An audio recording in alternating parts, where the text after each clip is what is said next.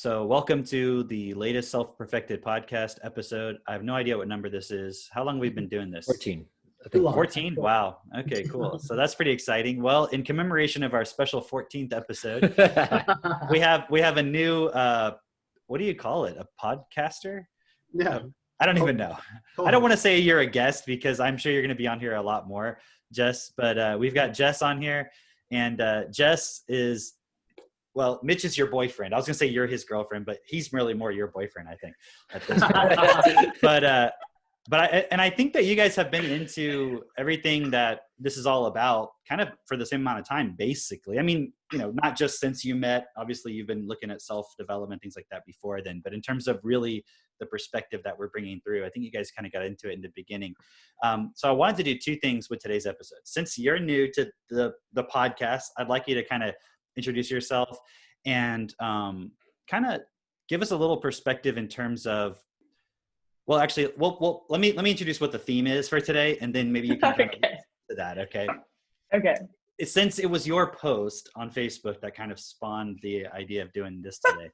So what we're going to talk about today is the concept of revolution versus evolution. And there's so much to clarify within this, but what we're going to put forward is that revolution is not a solution to any of the problems that we're seeing in this world. It's evolution, but it's not evolution in the sense that most people are thinking when they think about that word, because with both words, you've been brainwashed. You don't really understand what they mean. So we're going to talk about those 2 points today. But before we get into that, okay, Jess, would you kind of introduce yourself and tell us how you got to where you're at now? Because we had like an origin story episode in our first episode. So maybe you can kind of give us your, little brief introduction and origin story, and then lead us into why did you make that post today? Okay. So I just want you to take, how old are you? Like 20 or something, 20 years and condense it into 5 minutes. Okay. So, so tell us about yourself. Tell the listeners about you, because we know you, right? And you've been to visit Katie and I at the house and everything. So we know you and everything, but give us an idea. Yeah, absolutely. So I am a native Minnesotan, and I grew up in Southwest Minnesota. It's a very interesting dynamic, and rural. I have area, three right? brothers. Very much so. Farmland.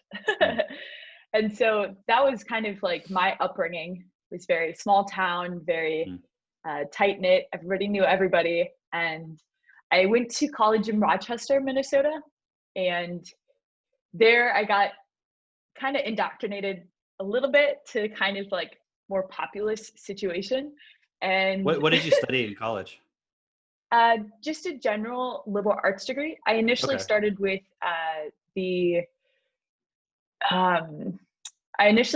nursing, actually. Wow. But I did not. I got like a C in anatomy, so I just decided. I'm glad you didn't become a nurse then. Well, it was all memorization. Yeah, I know. All of it was memorizing. And that was not my strong point at that stage in my life. Anyway, so I go to Rochester, and just a quick story about like my first exposure to city life was the second night that I was staying in my apartment in college. I had somebody knock at the door at 2 a.m. and naive farmland Jessica goes and answers the door. Like, didn't even look through the people to see who it was. Like, hey, who's at the door? You're like, come on in, stranger. Right. And this person is standing there with a weapon at my door. I'm like, I don't say anything. I just open the door and I just stand there. And they're like, is Leah there? And I'm like, I've not met a Leah since I've been here. Like, I don't have a roommate that's named Leah. So I'm like, I think you have the wrong apartment. Have a good night. And I slammed the door and I locked it and I ran into my room.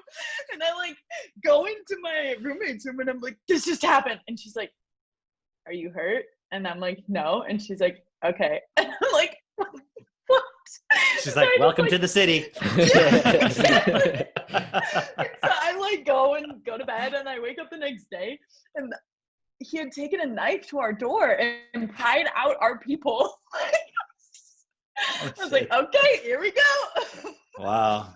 And So it was very interesting going to college, and just seeing a wide variety of people that I had never been exposed to before. And then moving back home after college and just not knowing exactly what I wanted to do. I became a supervisor of a care home actually for 6 months, and I quickly realized how corrupt that was, and it was a very toxic space.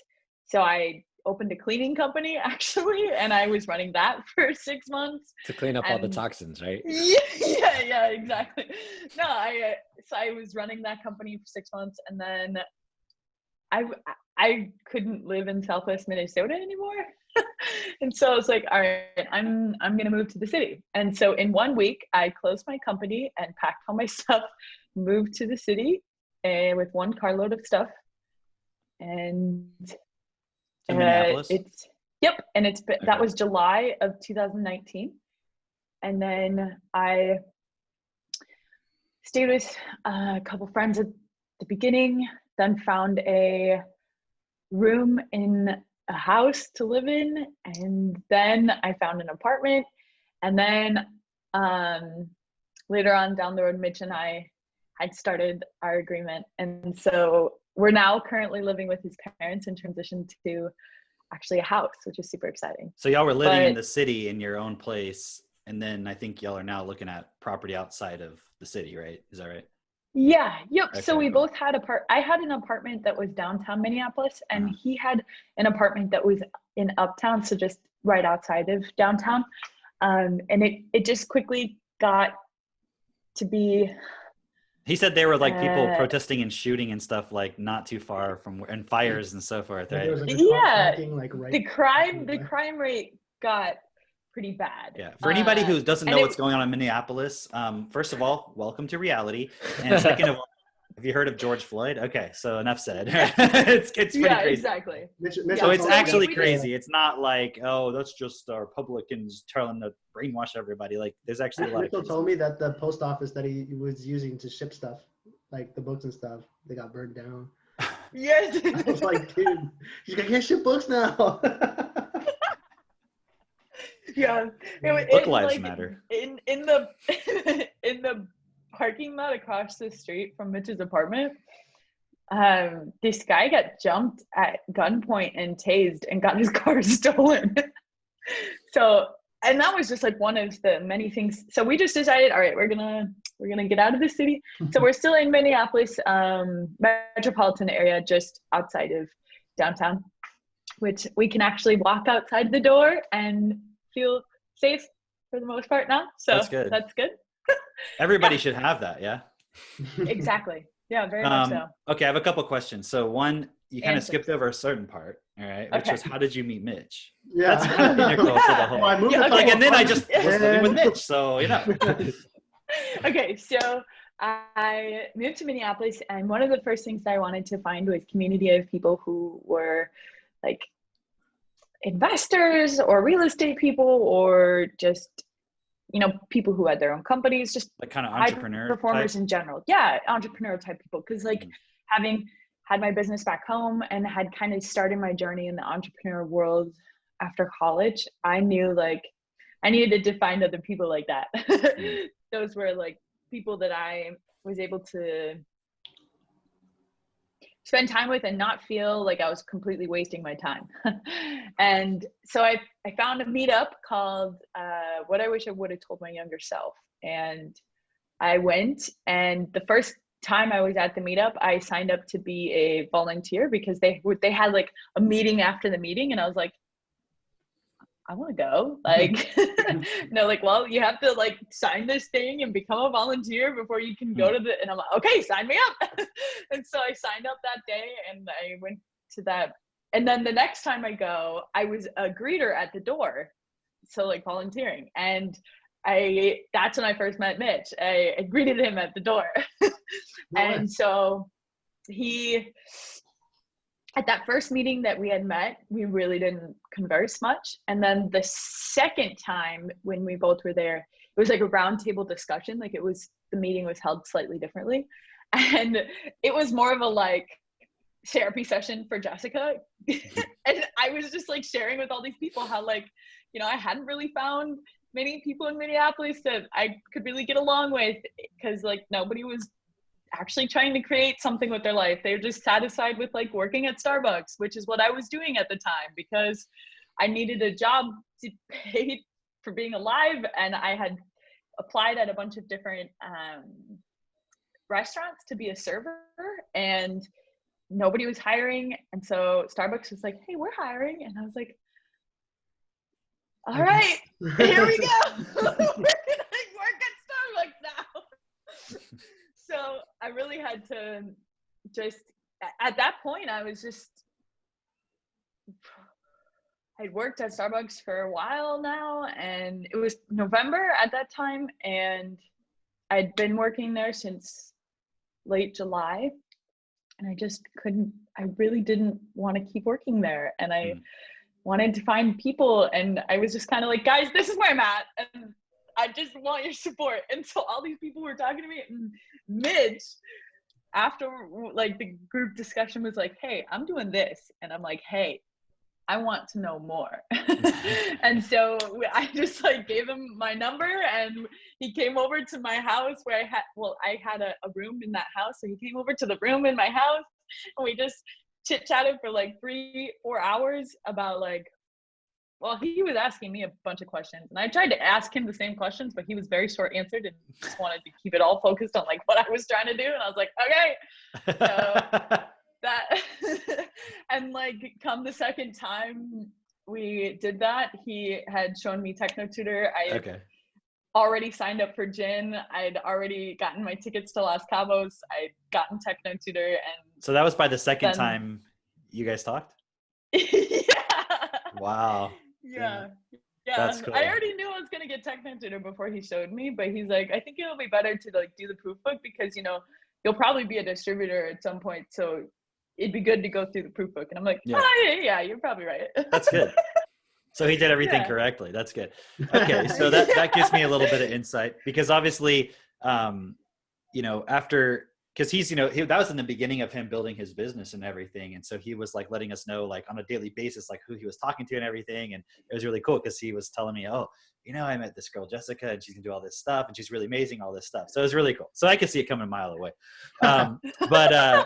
But that's awesome. Okay. So first question on that, you know, with that context is, what attracted you to what Mitch was doing?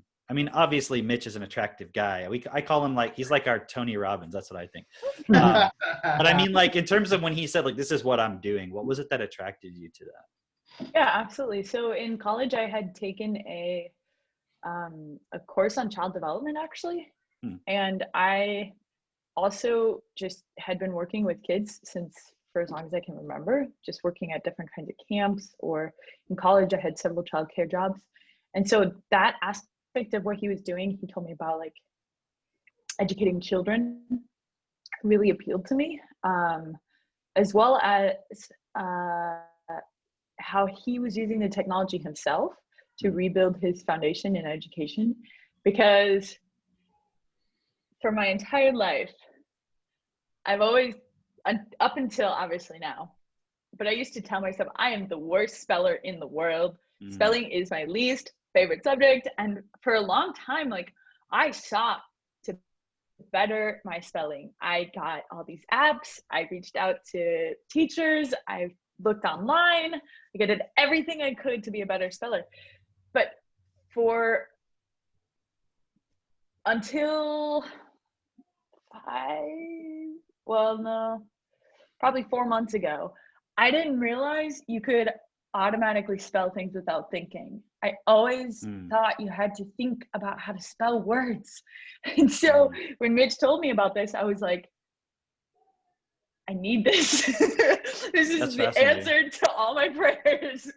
A lot of people take that for granted, that point. And it's obviously not the only benefit that you're getting out of it. But for you and for the people who it's not like an automatic point because of foundational issues and so forth, it's a big deal.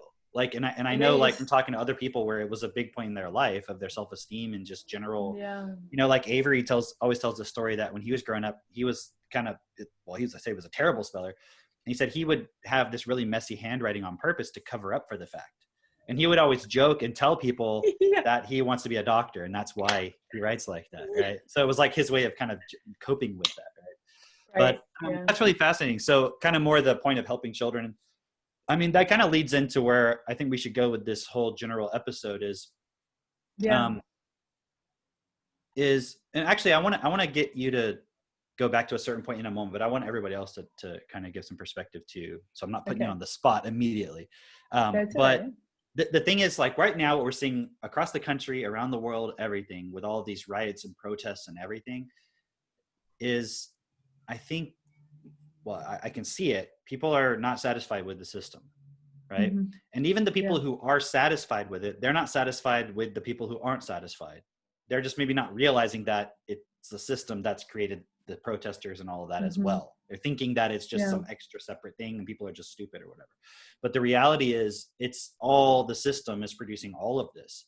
And so without changing the system, we're going to have a problem. So the point about revolution versus evolution is, and I'm not trying to speak for you, so you can tell me if this resonates or not, but I know for myself, if I had not started walking this process that we're doing, I would probably be one of those people in the streets, right? Because I am very keenly aware of all the problems in this world, and also within myself, having a lot of emotional issues and things growing up, I would probably be one of those people, right? And what I'm seeing is it's the people who are very emotionally unstable, and there's also a lot of drugs involved. And also they don't have just all the money they need, meaning there's some kind of lack and struggle at some level. Those are the people that are out there protesting. Because otherwise you'd be busy building a business or you'd be busy doing something, right? You wouldn't be out there doing that. And then I think the problem is people who maybe have everything okay in their life, they can't relate to it. They don't understand, but they don't realize that people really do want to have a revolution and totally destroy the system that we have.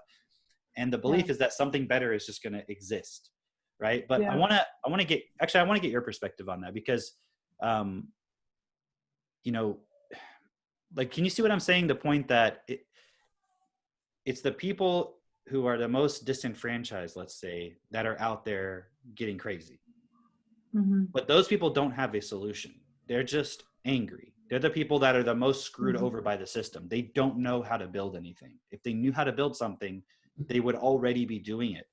That doesn't justify the system as is, but I'm saying clearly it's the people who are the biggest losers, right? I mean, and I would have been one of those people. The reason why I was attracted to this whole path of like, let's actually stand up and make a difference was initially because I was a massive loser in life and in the system and so forth, right? I want to get y'all's perspective on that before I go back to Jess on it. What do you think, Drake? Oh, I was a loser for sure. Losers unite.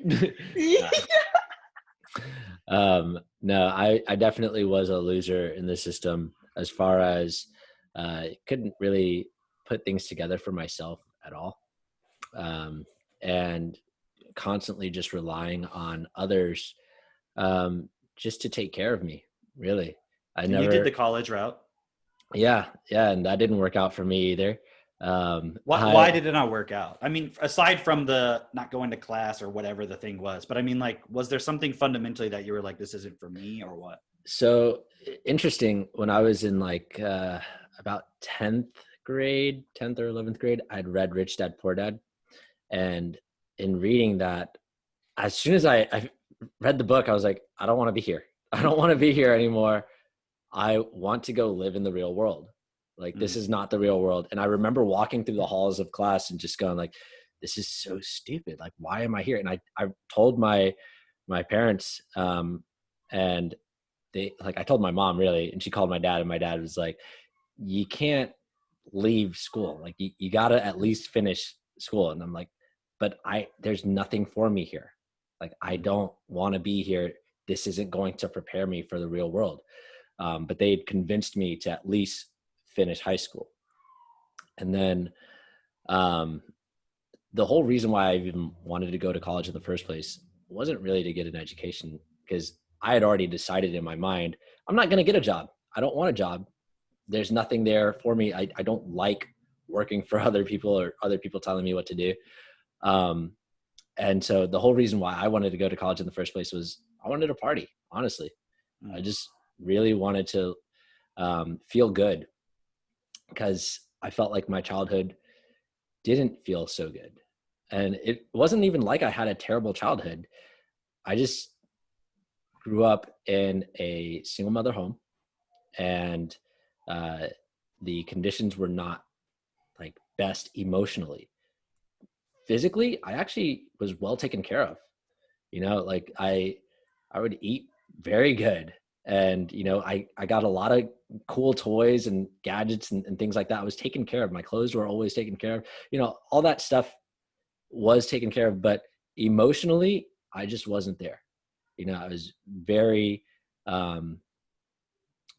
suppressed, very suppressed in my expression and everything, because I was told, to behave, be disciplined, act a certain way. And that was very important in my household. And so I really wanted to just let loose and just be. And so like towards the end of high school for me and going into college, I just started acting out, just kind of acting like just pretending as if, I couldn't get in trouble or things like that. Or just exploring things that like, well, I know I'm not supposed to do this, so let me do that, and within all of that, after, I'd been drinking and smoking in college for like as many days on end as I possibly could handle, eventually it got tiring. Luckily for me, it eventually got tiring. And I'd also tried to build a little business while I was in college, and I tried to figure out how to put things together. Like I said, everything up until that point was done for me. So I never really knew how to create anything for myself. And then even getting out of college, like my perspective on a lot of things was just, how can I feel good? And so like, I literally believed that because other people would send me, so I'd get cash just for, I had an apartment and I was enrolled in college. And so I was getting paid for that. And like, okay, cool. So I actually believed that because the cash was coming in, like I was using the law of attraction to bring cash to me. And really what I was doing was really just leeching off of other people and not caring. Like, so like, they'd be like, what the fuck are you doing? Like, hey, you're supposed to be in class, getting grades, whatever. And I'm like, I'm using the law of attraction to get you to give me money so that I don't have to do anything. So, it's your problem. Why don't you figure out the law of attraction so that, you can get yourself some more money so you can give me money, Dude, this is a really fundamental point because, even though we were kind of somewhat being facetious about being losers, it's like no one ever educated any of us about how do you actually build a business? Like, what does it really take? What are all the things you need to know and so forth? And yet at some level, each of us was interested in that. Because I know, Jessica, you explained that. And Asif, you ended up going into business with your brother and so forth. And even though you were a great student and valedictorian and all that stuff, but I think at a certain point, from your story, it's like you realized, even though it maybe wouldn't have been as cut and dry as Drake or me, it's like you realize at a certain point, this isn't really where everything is at. But the big thing I see within it is like this belief that I can just focus on what I want and then everything else will work out. You know what I mean? Yeah. And that's not unique to any of us. That's common to pretty much everybody, right? And that's what I see is the mindset of the people who are protesting and saying they want a revolution. Even if you're not literally out there on the street protesting, if you're saying, well, yes, we should have a revolution, it's like, but look at how you live on a daily basis. You live exactly like everybody else lives. and then you want a revolution. And then if the system collapses that you believe is racist and transphobic and sexist and all these things, well, then what? Does another system just suddenly magically pop up and then let me ask y'all a question. What would that system look like? Not the details of how would it function, but what would that system be producing or providing that everyone would say, yeah, that's the system. That's what we want. That's the thing that we want. Would it be we're all out in the backyard, like, digging for grubs? Is that what the system is? No, everybody's a CEO. Like, what would it be? What does it look like? What's the benefit? What's the result of it? It would definitely be, man, it's so cool. I just watched a little clip of someone talking about this yesterday, about looking at, because they were talking about like climate change and global warming and all of that, and like, could this be the one thing that unites us all? And it was actually a video of Jordan Peterson. So somebody had asked him that, and can this be the one thing that unites us all, as like the one thing we can all focus on and fix? And he was like, what, like racism? No, climate change. Climate change. Okay. And Jordan Peterson was like, no, not at all. Not by a long shot. That's not even like the most pressing issue at all. If you were to take, and they've done this, where they've taken a bunch of economists and said, look, we're just going to prioritize these based on what's going to have the biggest impact in society. And so you come up with all the issues that there are and what we can do about it. And we'll go through one by one and see what's most important. And climate change didn't even make the list.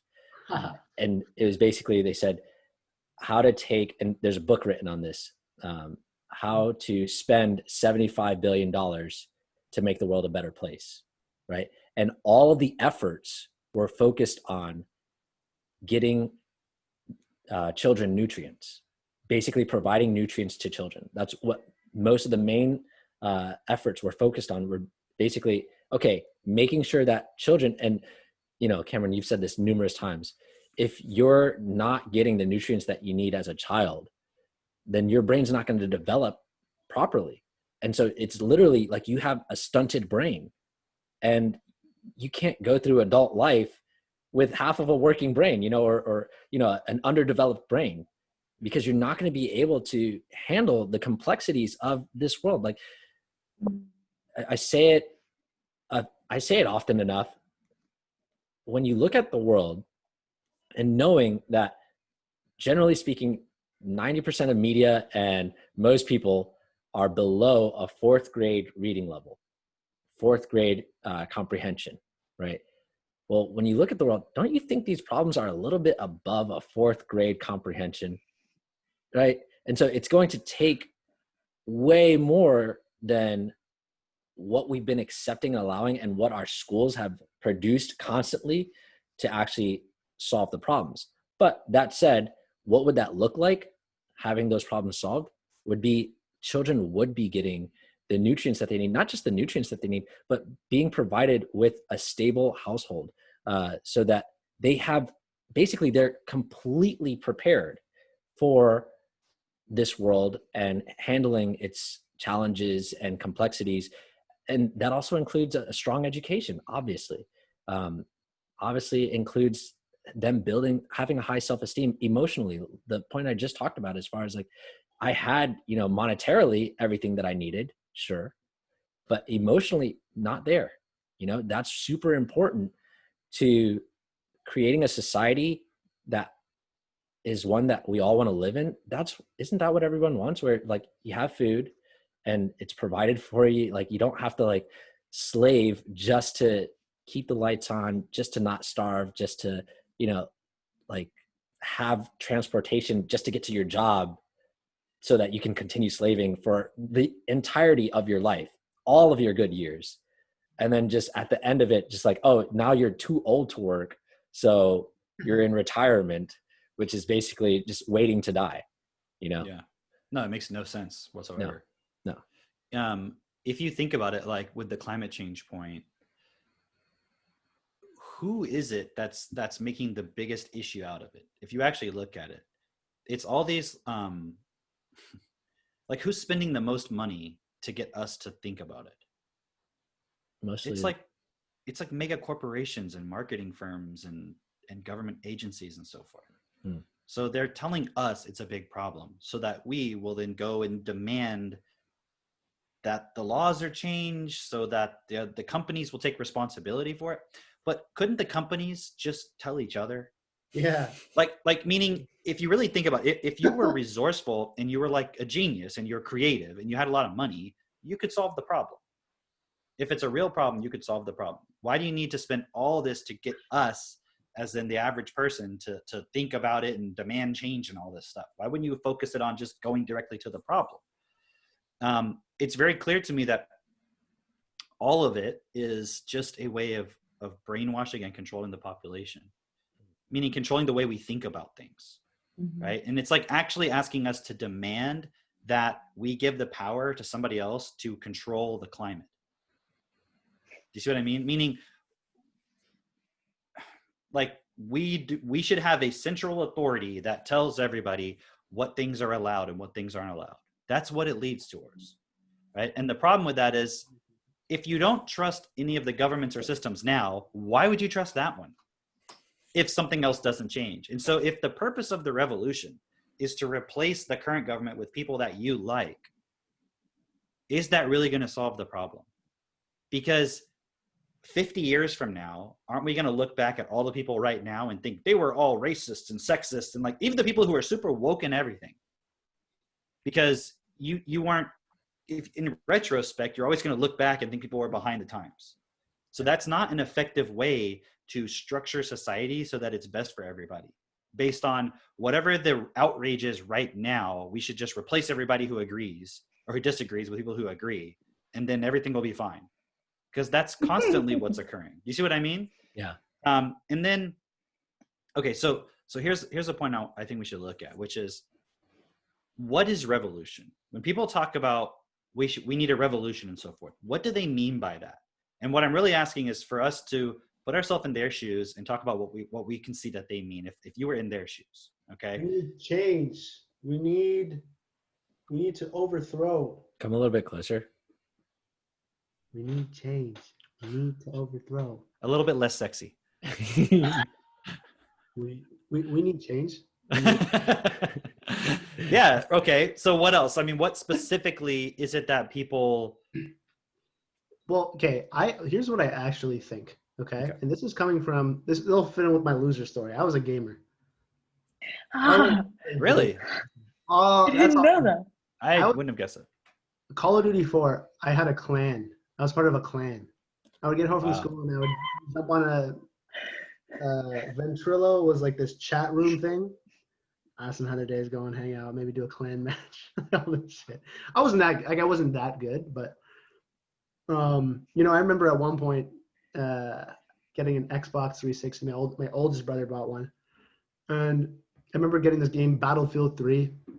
I remember one of the things I would look forward to that would genuinely get me excited would be to go into Battlefield 3, join a squad with 3 other friends, and just do stuff, right? It's like a shooter game, but it was like war. So like you get to fly in helicopters and jump out of the hell. You can have one person repairing the hell and all that stuff, right?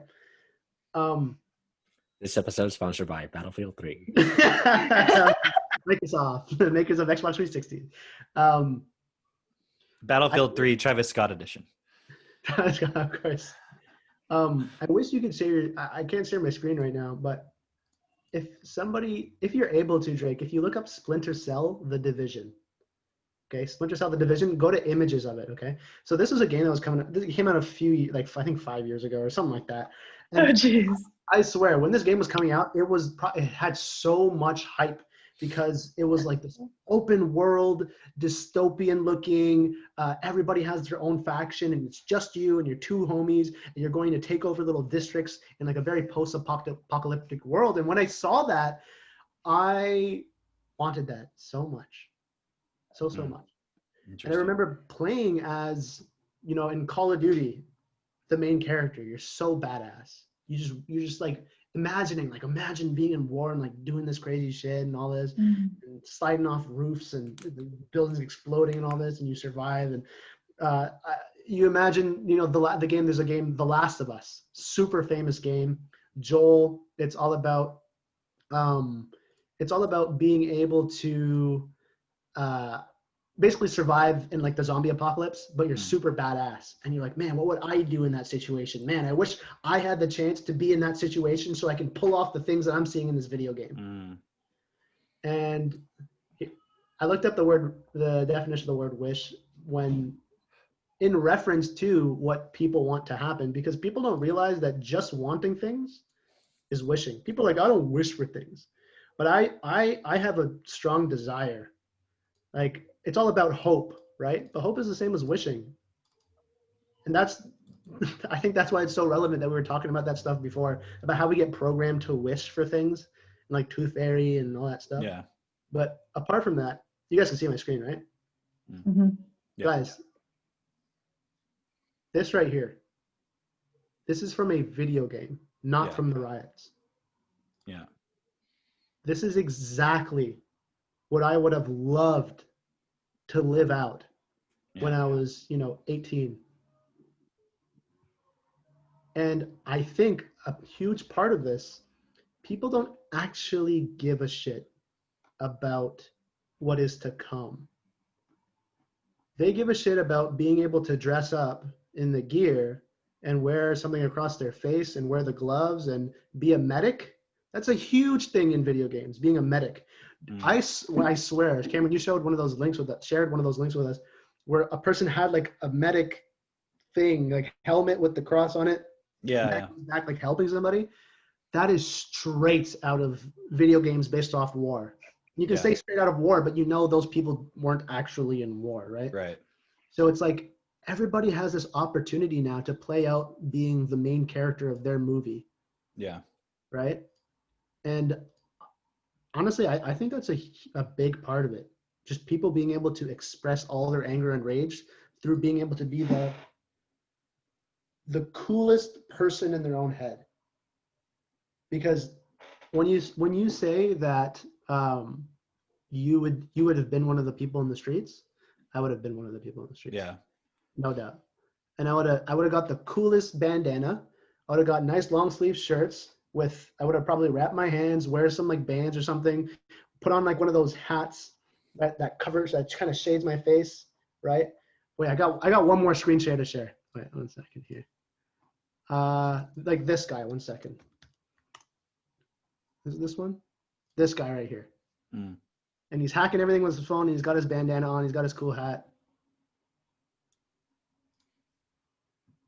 It's like the opportunity to play out this fantasy in your head of you're the main character of some superhero, like some heroic journey. And honestly speaking, it's like some of the very specific things that I've seen people do, it's like stupid in reality, but they think it's sick.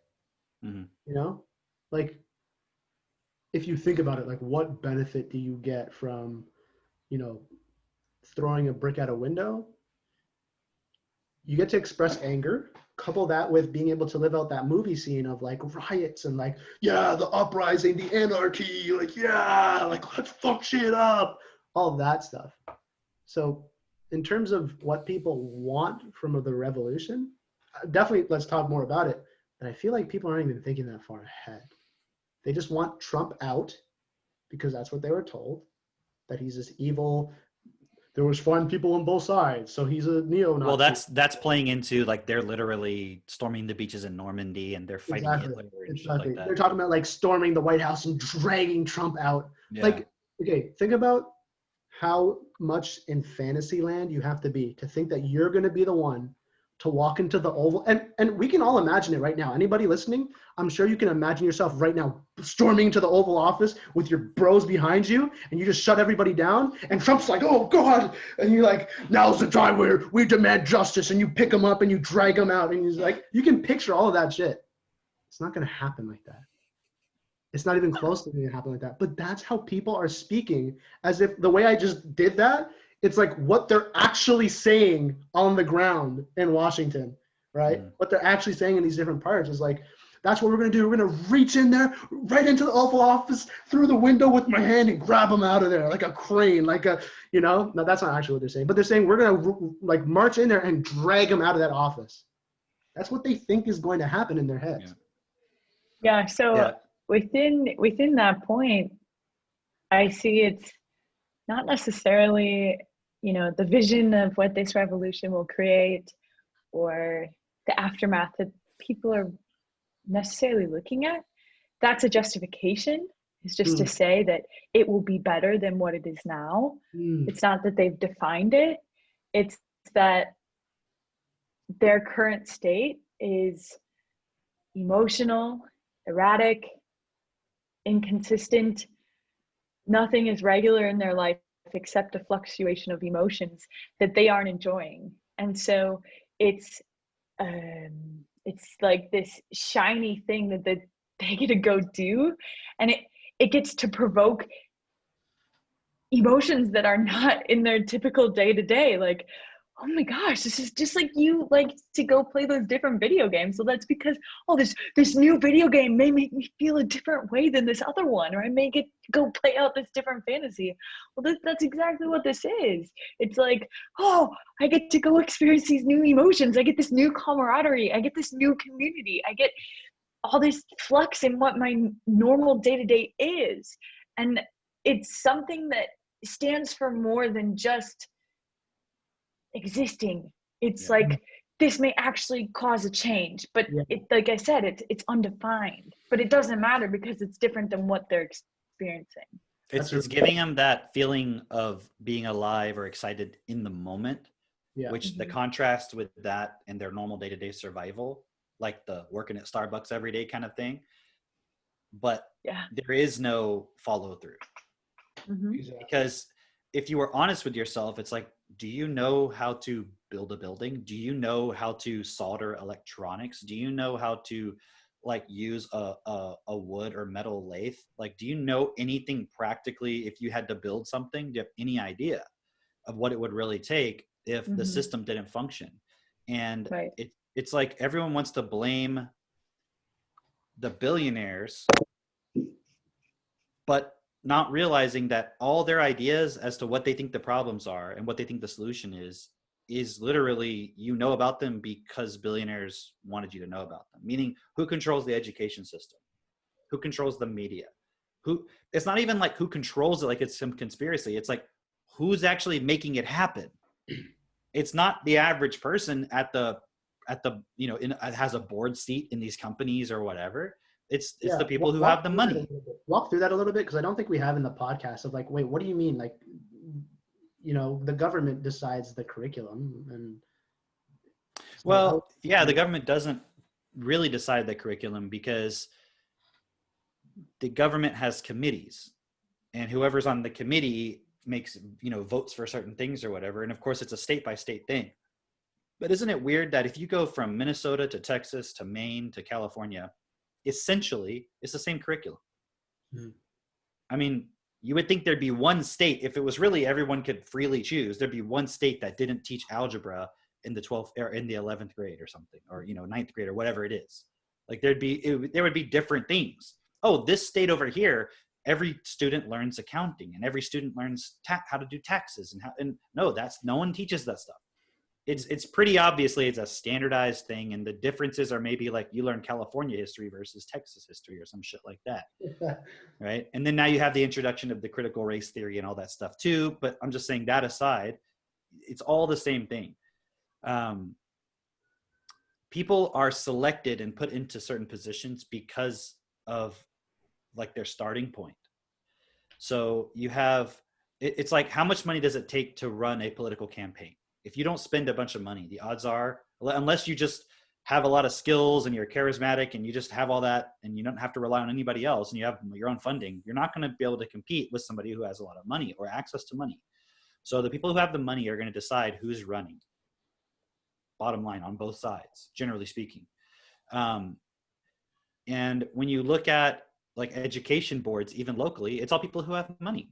And it's all just, you see what I mean? So there is no, the government is deciding it. because who's on the boards of education and so forth? It's definitely not the US government, because they're not allowed to legally decide the curriculum, right? Yeah. But the structure of a school is not fundamentally different in any place. Let's just talk about the United States, Canada, anywhere is not fundamentally different. And it's funny because, I see these videos like on YouTube of Finland has the best education system in the world. And you go watch the video and you're like, it's the same fucking thing. And you see these kids and they're like, oh, and they're like, we talked to them about all these other things. And you're like, okay, but that kid just seems like they're bored and they're not doing anything fun. It's not like they're over here building their own company or something like that. It's just they're in school and they just focus more on making everything feel good. But like if you look at the country, it's a very singular culture, and everybody kind of sticks together in a lot more specific way. So there's a lot different. It's a totally different context. It's a different dynamic. It's a totally different dynamic. But the quality of the actual education is not fundamentally different. It's not different. It's not like they have 3-year-olds who are reading, 4th grade material in their school system, right? It's not fundamentally different. But why did we get on that topic? There was a reason why I brought these points. You're asking, if we put ourselves in the shoes of people who want revolution, what do you think they actually want? Oh, right. Okay, so for example, it's like, where did you even hear about the word revolution? Like, weren't you taught about it? Revolutionary War. Right, Revolutionary War. First point that I remember. You learn about all these different revolutions. You learn all these words in certain contexts. And so, but I think, Asif, you're making an amazing point, which is what we're seeing playing out is literally just the projection of all this programming that's been put into people, like playing video games and all this stuff. And now you're just seeing the outward projection of it to the point where whatever you program in here, you're just going to start acting it out. And then you're going to think it's your choice, but it's not really, and then that point you brought up just too, of like, I don't think people are actually looking at what's the actual, so that would be the first thing I would ask. Like, somebody. I feel like the conversation is going like, hey, like me and Drake, I'm like, Drake, I'm going out to protest and we're going to fuck shit up. And like, we're doing it in the name of change because all this racism and all this stuff, we got to change the system. And you're just like, wait, can I like smash a car or not? I'm like, yeah, you can smash a car. You're like, let's go. I'm down. Let's go. That's what I would be. I'm like, yo, like, do you have a bat for me? You have a golf club? Like let's do this thing. Do you think we could get some Nikes out of this, like from the Nike store? Yeah, exactly. Are people still manning stores or not? Yeah. So it's like, there's just that point that Jessica was making is like, people just want to go fuck shit up because it's really fun to do that, right? And they're being like, but it's in the name of change, so we're cool, right? It's justification. Yeah. The reason why people are unhappy. Yeah, that's not what everyone thinks, but what we actually know. Right. Is because you didn't grow up in an environment where you just love being here. And if you had everything you needed taken care of, or it wasn't a struggle to get it, and you didn't have to compromise who you are to have it, meaning doesn't mean it wouldn't require any effort. I think that will take time for us to develop the system. So it requires zero effort for anybody to get everything they need. It's not about effort. It's just about, I can't truly be alive and do what I want because I have to compromise myself and do things that aren't best to be able to survive. Because everyone is doing that. The elite are doing it. Everyone else is doing it as well. Everyone is growing up in an environment where they're not getting what they need. And then that is like an underlying context of our reality. Now imagine you as the elite know this. And you know that there's unrest within people and they're not getting what they need. Well, for everyone to get what they need, what is that going to require? Is that the elite sort of give up a little bit of control, right? Because they use the control of resources and people not having what they need to keep everybody doing what they want them to do. Because if you have everything you need, there's no more slaves. There's no reason, if you have a slave, there's no reason for anybody to be a slave if you're not feeling threatened for your survival in any way. But for people to think that if we just get rid of the people who are in the elite class, then suddenly everything changes. The problem is we have a system where we've been programmed to not know how to do anything. So we don't have systems already where everybody has what they need. The elite are aware of that. Yeah. when you say that people don't know how to do anything, I think we should expand on that further, because people are like, well, I know how to exist. I know how to eat food. And so like, I see it as like, fundamentally from a child, you were punished when you try to express your ability to create, express your ability to process information, these things, because the parents never were encouraged to do those things. So when, you know, a child asks questions, or they do something and they didn't maybe remember that you had said not to do the specific thing with the specific thing, because in that moment all the child sees is like, oh, I'm creating this thing. Well, then the parents just yell at them and they punish them, and they literally abuse them. They beat them. They say, they spank them, they punish them, and the children are scarred. They're like, oh, I shouldn't be creating. I should be asking questions. I shouldn't. And so is that what you mean by like, they don't know how to do anything? Well, that's a big part of it. I mean, that's a more fundamental point, right? But I agree. Meaning children are, in some way, parents are training their children to look for some sort of authority or just to follow some set of rules. And mostly what children learn to do is sort of guess at what they're supposed to do and not to do, so that they can, you know, have the least amount of punishment, basically. And then there's obviously those kids who don't give a fuck, and then they just create the personality where it's the opposite, and then they're just terrible, and, you know, and things like that. So you get different types of personalities, but you don't generally. The result of what Jessica was saying is that the kid just believes they can't. Turn your mic down. Okay. Yeah. Is that better? No. No. Is it still loud? It did that thing again. Hello. Huh? Better. Just 1, 2, 3. It's because I moved it. I remember. Maybe just back up a little. Yeah. Okay. It's like really loud. Yeah. It's okay. Hello. That's better. Better. But keep me posted on it. I got this new laptop, so I'm trying to figure out proper configuration. But the result of what Jessica was just saying about how kids kind of learn not to express themselves, not to create, not to believe that they can actually learn like anything, as in not that they can't learn anything. I mean that they can't learn everything. Like whatever it is I want to do, I can do it. They don't feel that way. And so basically that's how they get convinced to go through like 16 years of school to figure out how to do one thing.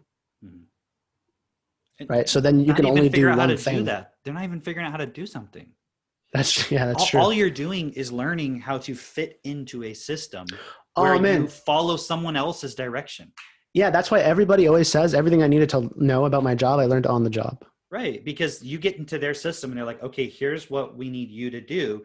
The fact that you went to college means you have a certain level of self-discipline and a certain ability to follow directions. That's really all it means. It doesn't, like, you don't learn anything. Yeah. You know, you don't really learn anything. You certainly don't learn to be creative, because that happens as an environmental point. You can't learn to be creative from a course. You learn to be creative kind of more like Jessica was saying, which is like you have people who are encouraging you and not punishing you for making mistakes and so forth. You know, it's like you're allowed to do things. You're allowed to make mistakes. Doesn't mean that you're allowed to do things that aren't best or that are going to hurt other people. It's like with our kids, we always telling them, okay, that's not best, and here's why.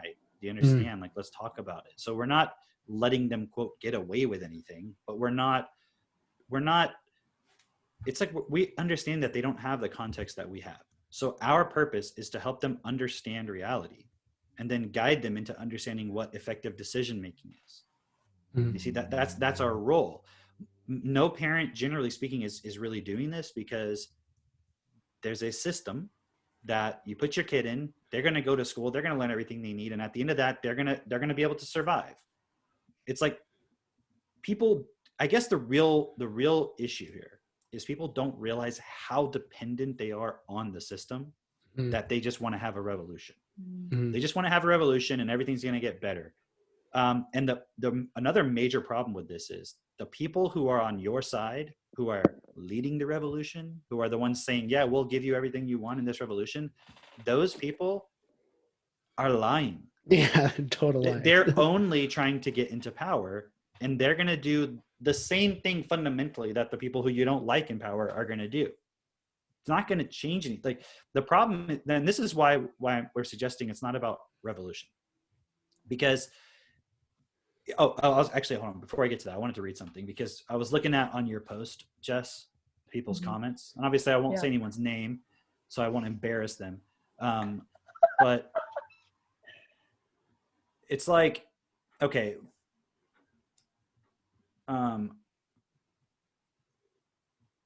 somebody says revolution eventually becomes evolution. Okay. Somebody says there are violent protests over civil rights issues that are being completely ignored, then something has to give. Right. And I've seen, it's like people think that if you just get rid of the people who are in charge, then somebody else is just going to step up and do something. It's not really clear. Or see, and here's the major problem too. Everyone thinks that the key to everything is just feeling good and loving, and just everyone's a love, right? And if you feel good, it's like you were talking about earlier, Drake. It's like you're just using the law of attraction or something. And people may not believe in the law of attraction, but they still actually operating under the same principle. Yeah, they just call it something else. It's like if I just have the right intention that I want the world to be better, it'll all just work out. And so it's like, well, then literally what you're suggesting then is we have to kill everybody who doesn't have the right intention, because how else would you explain the state of the world right now? Exactly. It should have already. Obviously, it doesn't work that way. It doesn't just work out if you have the right intentions. Clearly, they're saying you need to physically do something. You know what I see it as? It's like if you've ever had the feeling of like you don't like your parents and you wish you had different parents. You know, it's like so good, right? Because I think pretty much everyone. I think it's a universal thing. I don't know, but I know I felt that way of like, you know, if you would just go the fuck away, somebody else would take your place. That would be so much better. Which is not how reality works, is it? No, it's not. All that's going to happen is no one's going to give you a place to live. No one's going to feed you. No one's going to buy you clothes or any of the things that you need. And again, that doesn't mean that the parents you have are the best parents. But this is my point, is like just revolution itself is not going to change anything. And it's like also, and this is, I think, probably going to be the most difficult point for people to face who are not wanting to be self-honest about the revolution point. All the things that you think are the problem that you're wanting the revolution to solve, like climate change and racism and transphobia and all this other stuff. Or you graduate and you don't have a job, or you just feel bad and like, or you feel that the world is racist or whatever it is. Whatever all these points are, those in themselves are not the problem. Those are just symptoms of an environment where everyone doesn't have what they need. And so it's like sort of all of these little tiny conflicts that everyone is feeling is kind of all coming together and then just producing all of these things that we see. But it's not, in themselves, they're not the actual problem. You can't solve racism by forcing people to not be racist. You can't, you can't solve it by putting laws that say you can't say certain things, because it's not an actual solution to anything. So the real solution, okay, let's just move to that for a moment, is, and why we say evolution, we have to first redefine. Wait. First, one of the things that your live videos I used to listen to like a year ago, right? You were describing just where else we hear the word revolution. And that was so eye-opening to me. You're like, where else do you hear the word revolution?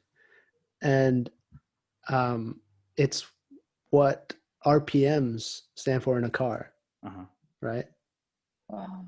Revolutions per minute. It's referring to the number of times the wheel rotates. So all that's happening in a revolution, this is how the way you described it. Do you remember this, Cameron? Yeah, vaguely. I mean, I say a lot of stuff. Give me the Reader's Digest version. That's what Cam's saying. But what you're saying is the word just means revolve, to turn around. Exactly. You're just taking people up from the top and then putting people in place, and it doesn't actually change anything. That's what the word means. Yeah. So when somebody says, well, revolution, well, that's not what I mean. I mean, it's going to be a fundamental change. Like, well, then why are you using that word? Why don't you say we need to fundamentally change things so that everyone has what is best? And I just want to share my screen real quick to just get to the meat and potatoes of it. Can you guys see that, the revolution? Because I was looking at it, and if you go back to the etymology, it comes from the word revolve, right? Yeah. And so it's just something moving in a circular motion if you look up the word revolve. But see here how it says roll back, right? And evolution is to unroll or roll out. Wow. And see, we go to evolve, roll out. And just to be thorough, I'll put in revolve as well. Like a revolver, right? It's a gun that has the barrel that spins. So you roll back to revolve, and then to evolve, roll out. And the way that I conceptualize that is the whole part that we were talking about being Homo perfectus, being the next evolution of mankind, is that us as a species, we're on a timeline that we have guidance over if we take that responsibility. But right now we're just kind of like letting things unfold. And basically, in terms of evolving to a world that's best or not, we're either revolving or rolling that back, that timeline, right? It's like a spool like that. I wish people could see this, people who are listening, but it's like a snail like rolling out, or like a measuring tape. I don't know how to describe it. You don't have to see this. The unspooling, you see this? Right? So we're like here, and what calling for a revolution is by definition is saying, let's roll that back up and let's like go back. Let's like devolve ourselves, right? Versus evolution is saying, let's progress to the next stage that would benefit all of us as not just as a species, but like everything. Because we can talk about humans, but it's the same thing for like, do you think the animals love like fires everywhere? Probably not, right? Neither do the plants. So it just by definition. It's cool that you're using your hand to do that, because like as you open up your hand, you know, you're saying we're evolving, we're unrolling, right? But then as you close it back up, you're making a fist for revolve, and like the fist. Yeah, that's the sign. You're offering a hand to a fellow neighbor. Yeah. Wow, okay. That's cool. Symbolic. I want to give the surprise. All right. Ooh. It's not about revolution or evolution. Oh shit. Because both of those are limited, and both of those are a program. Now, why do I say then, okay, we have to evolve rather than revolve? Because revolution, what it really means, in terms of what a person is thinking, means overthrow the government. That's what people mean when they say it. They can pretend like they don't, but that's what they mean. That's what it says in the definition when you looked it up, right? Versus, you know, the revolve meaning to turn, right? But if you look at it, why was that word ever used in that context? Because if you study Marx, that's what he explains, is that it's always a revolution of the haves versus the have-nots and so forth. There's an idea that the people will do this enough till eventually we'll have a state where there will be no more government, no one has any private property, we're all just getting along and everything's perfect, right?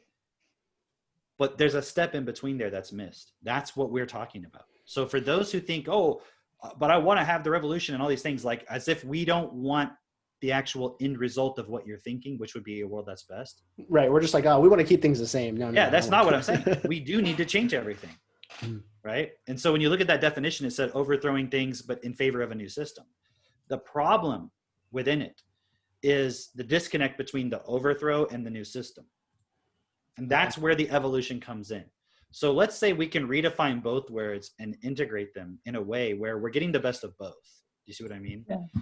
Because somebody else made a comment on your post, Jess, about evolution, and they're saying that it takes millions of years and all this stuff. Yep. Well, millions? Okay. But that's what you were taught in a government school designed by the elite. That's what evolution means. Right? That's what you were taught. Quote, she said that's what science says. Who hold on. Does anyone have science in their contact list? People always say that. Well, science says this. No, it doesn't. Because you can read 15 different scientists and they all say this different thing. Yeah, I've also been taught that evolution happens in steps, or not like gradual steps, but rather very radical. In a moment, this is when it happens. But these are all just theories. Right. See? Right. So it's like, instead of having a theoretical debate, what we really want to talk about is what do we actually need to do? Right. So the thing is, with the revolution thing, I understand the point of the system is not working. Yes. So we need to change things. But the disconnect there is, if you simply attack the system, guess who's going to win first of all? Not you. Yeah, the Not system. us. The Yep. system. The system. The system will use your attack to strengthen itself. Yep. Okay? It will happen. There's nothing you can do about it. Why? Because you're dependent upon the system. The second problem is, if we don't change the system, it's going to collapse. So whether we like revolution or don't, whether you're for revolution or whatever, the system is inevitably going to collapse. And that's because the elite don't know what they're doing. It doesn't work anymore the way they thought. That's why Trump was able to get elected. That's why there's so much pushback against him, because like, what the fuck? How did he get elected? This doesn't make sense, right? Most people are not going to understand that. And they're going to think that it's just because I believe Trump is so amazing or something like that. It's nothing to do with that. It's with understanding how reality works. Okay. And when you develop your processing ability, you can see these things. It'll make sense. Right. But what I'm trying to get at is, I really want people to consider this point, that if you just demand that the system be like removed, then there's nothing to replace it. And going back to what you were asking just earlier about, like, what do you mean by people don't know how to do things? It's like, when you go to the grocery store, do you ever consider how the food got on the shelf? You know, like, there's so much behind that we just take for granted, you know, that we're not even thinking about right now. Like the fact that I have lights on and electricity and so forth. The fact that I have this computer sitting here, that's all because of the system. So it doesn't make sense to just tear down the system, right? What we need to change is our starting point within everything. And that's where the evolution comes from. That's the evolution part. What do we have to, what is that specifically though? Well, it's the starting point of the system itself, but more importantly, it's the starting point of us as individuals, right? And this is where we were talking about on, I think, episode 2, where it's like feelings versus principle and so forth, right? Mm-hmm.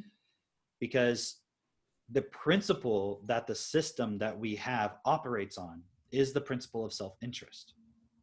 It's the principle that only my self-image matters. Only how I'm feeling really ultimately matters. And I can even use all kinds of justifications like, well, I'm a good person. Like, that's just part of your self-image. You're not actually looking practically at how do I make it best for everybody.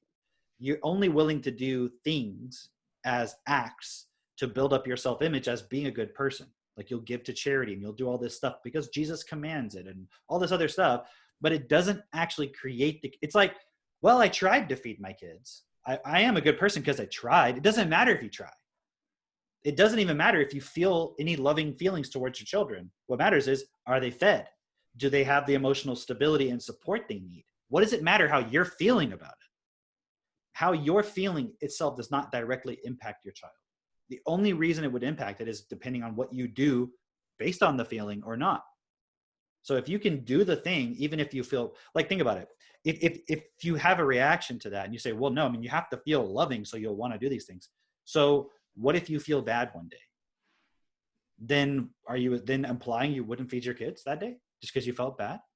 If your kid did something that made you angry, you're not going to then still do what's best for them. And this is how most parents are. Like, they'll only do what they perceive as best when they're feeling good about their kids. When their kids are giving them what they want. Yeah, in those situations, then it would be matter over mind. And I see that's what's necessary in this revolution versus evolution. Well, why don't we just like look at physically what's happening and decide logically how best it would be to move forward, instead of emotionally react to what's happening and let our mind say all this stuff like, well, that may not make this person feel good, or this, like, just playing this back and forth between emotions and feelings is not going to get you anywhere. That's like with any decision in life. If you make a decision to go on a diet, if you let your mind say like, hey, I want these, like, I'm not saying that going on specific diets is a great idea, but you know, that's when people fall. That's when people like even mess up their diet. Going on the diet, if it's a mind point, it's not going to be best anyways. Right. Exactly. But it's like, why do people fall? Why do they fail? They fail because their mind is saying, oh, I really want this thing. But if you actually physically are present with like, what you need to do, like matter over mind. No, I made this decision and I'm going to stick it through because, you know, if it was for a good reason, like say you actually needed to detoxify your body for this certain reason or whatever, right? Then you can logically look at it and see, no, it's best for me not to eat this cookie. And you just wouldn't. But if you were coming from the starting point of emotions and you were listening to your mind saying like, oh, it looks so good and I know it's going to be sweet and I know I'm going to get this sugar rush and it's going to be crunchy or chewy or however you like your cookies, well, of course you're going to fall. Of course you're going to eat it.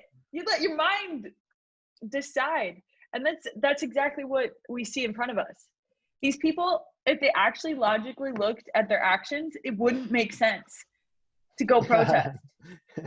How does but they're protesting letting change their anything? minds direct them, saying, oh, it's going to feel good and it's going to feel like you're actually accomplishing something. It's going to feel like you're doing what's best.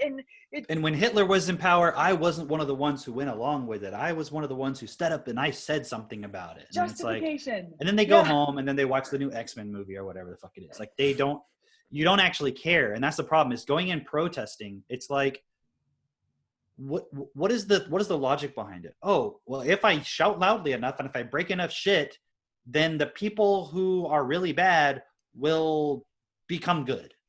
They're going to wake up.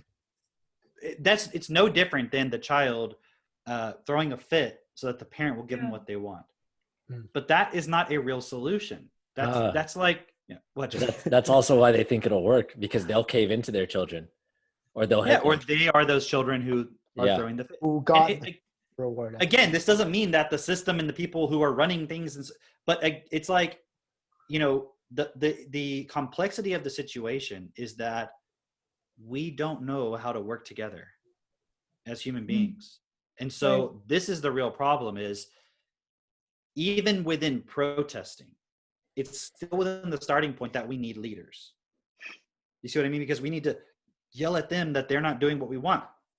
And what is so insane is that by and large, I would say the people who don't like Trump would be people who are very loudly saying, we need to have a better system and we need, more equitable and all these things. And then you're going to put your support behind Joe Biden, which is like Hillary Clinton, which is like all the people who are embedded and entrenched in the establishment and are this system itself, like the gatekeepers of it, the custodians of it.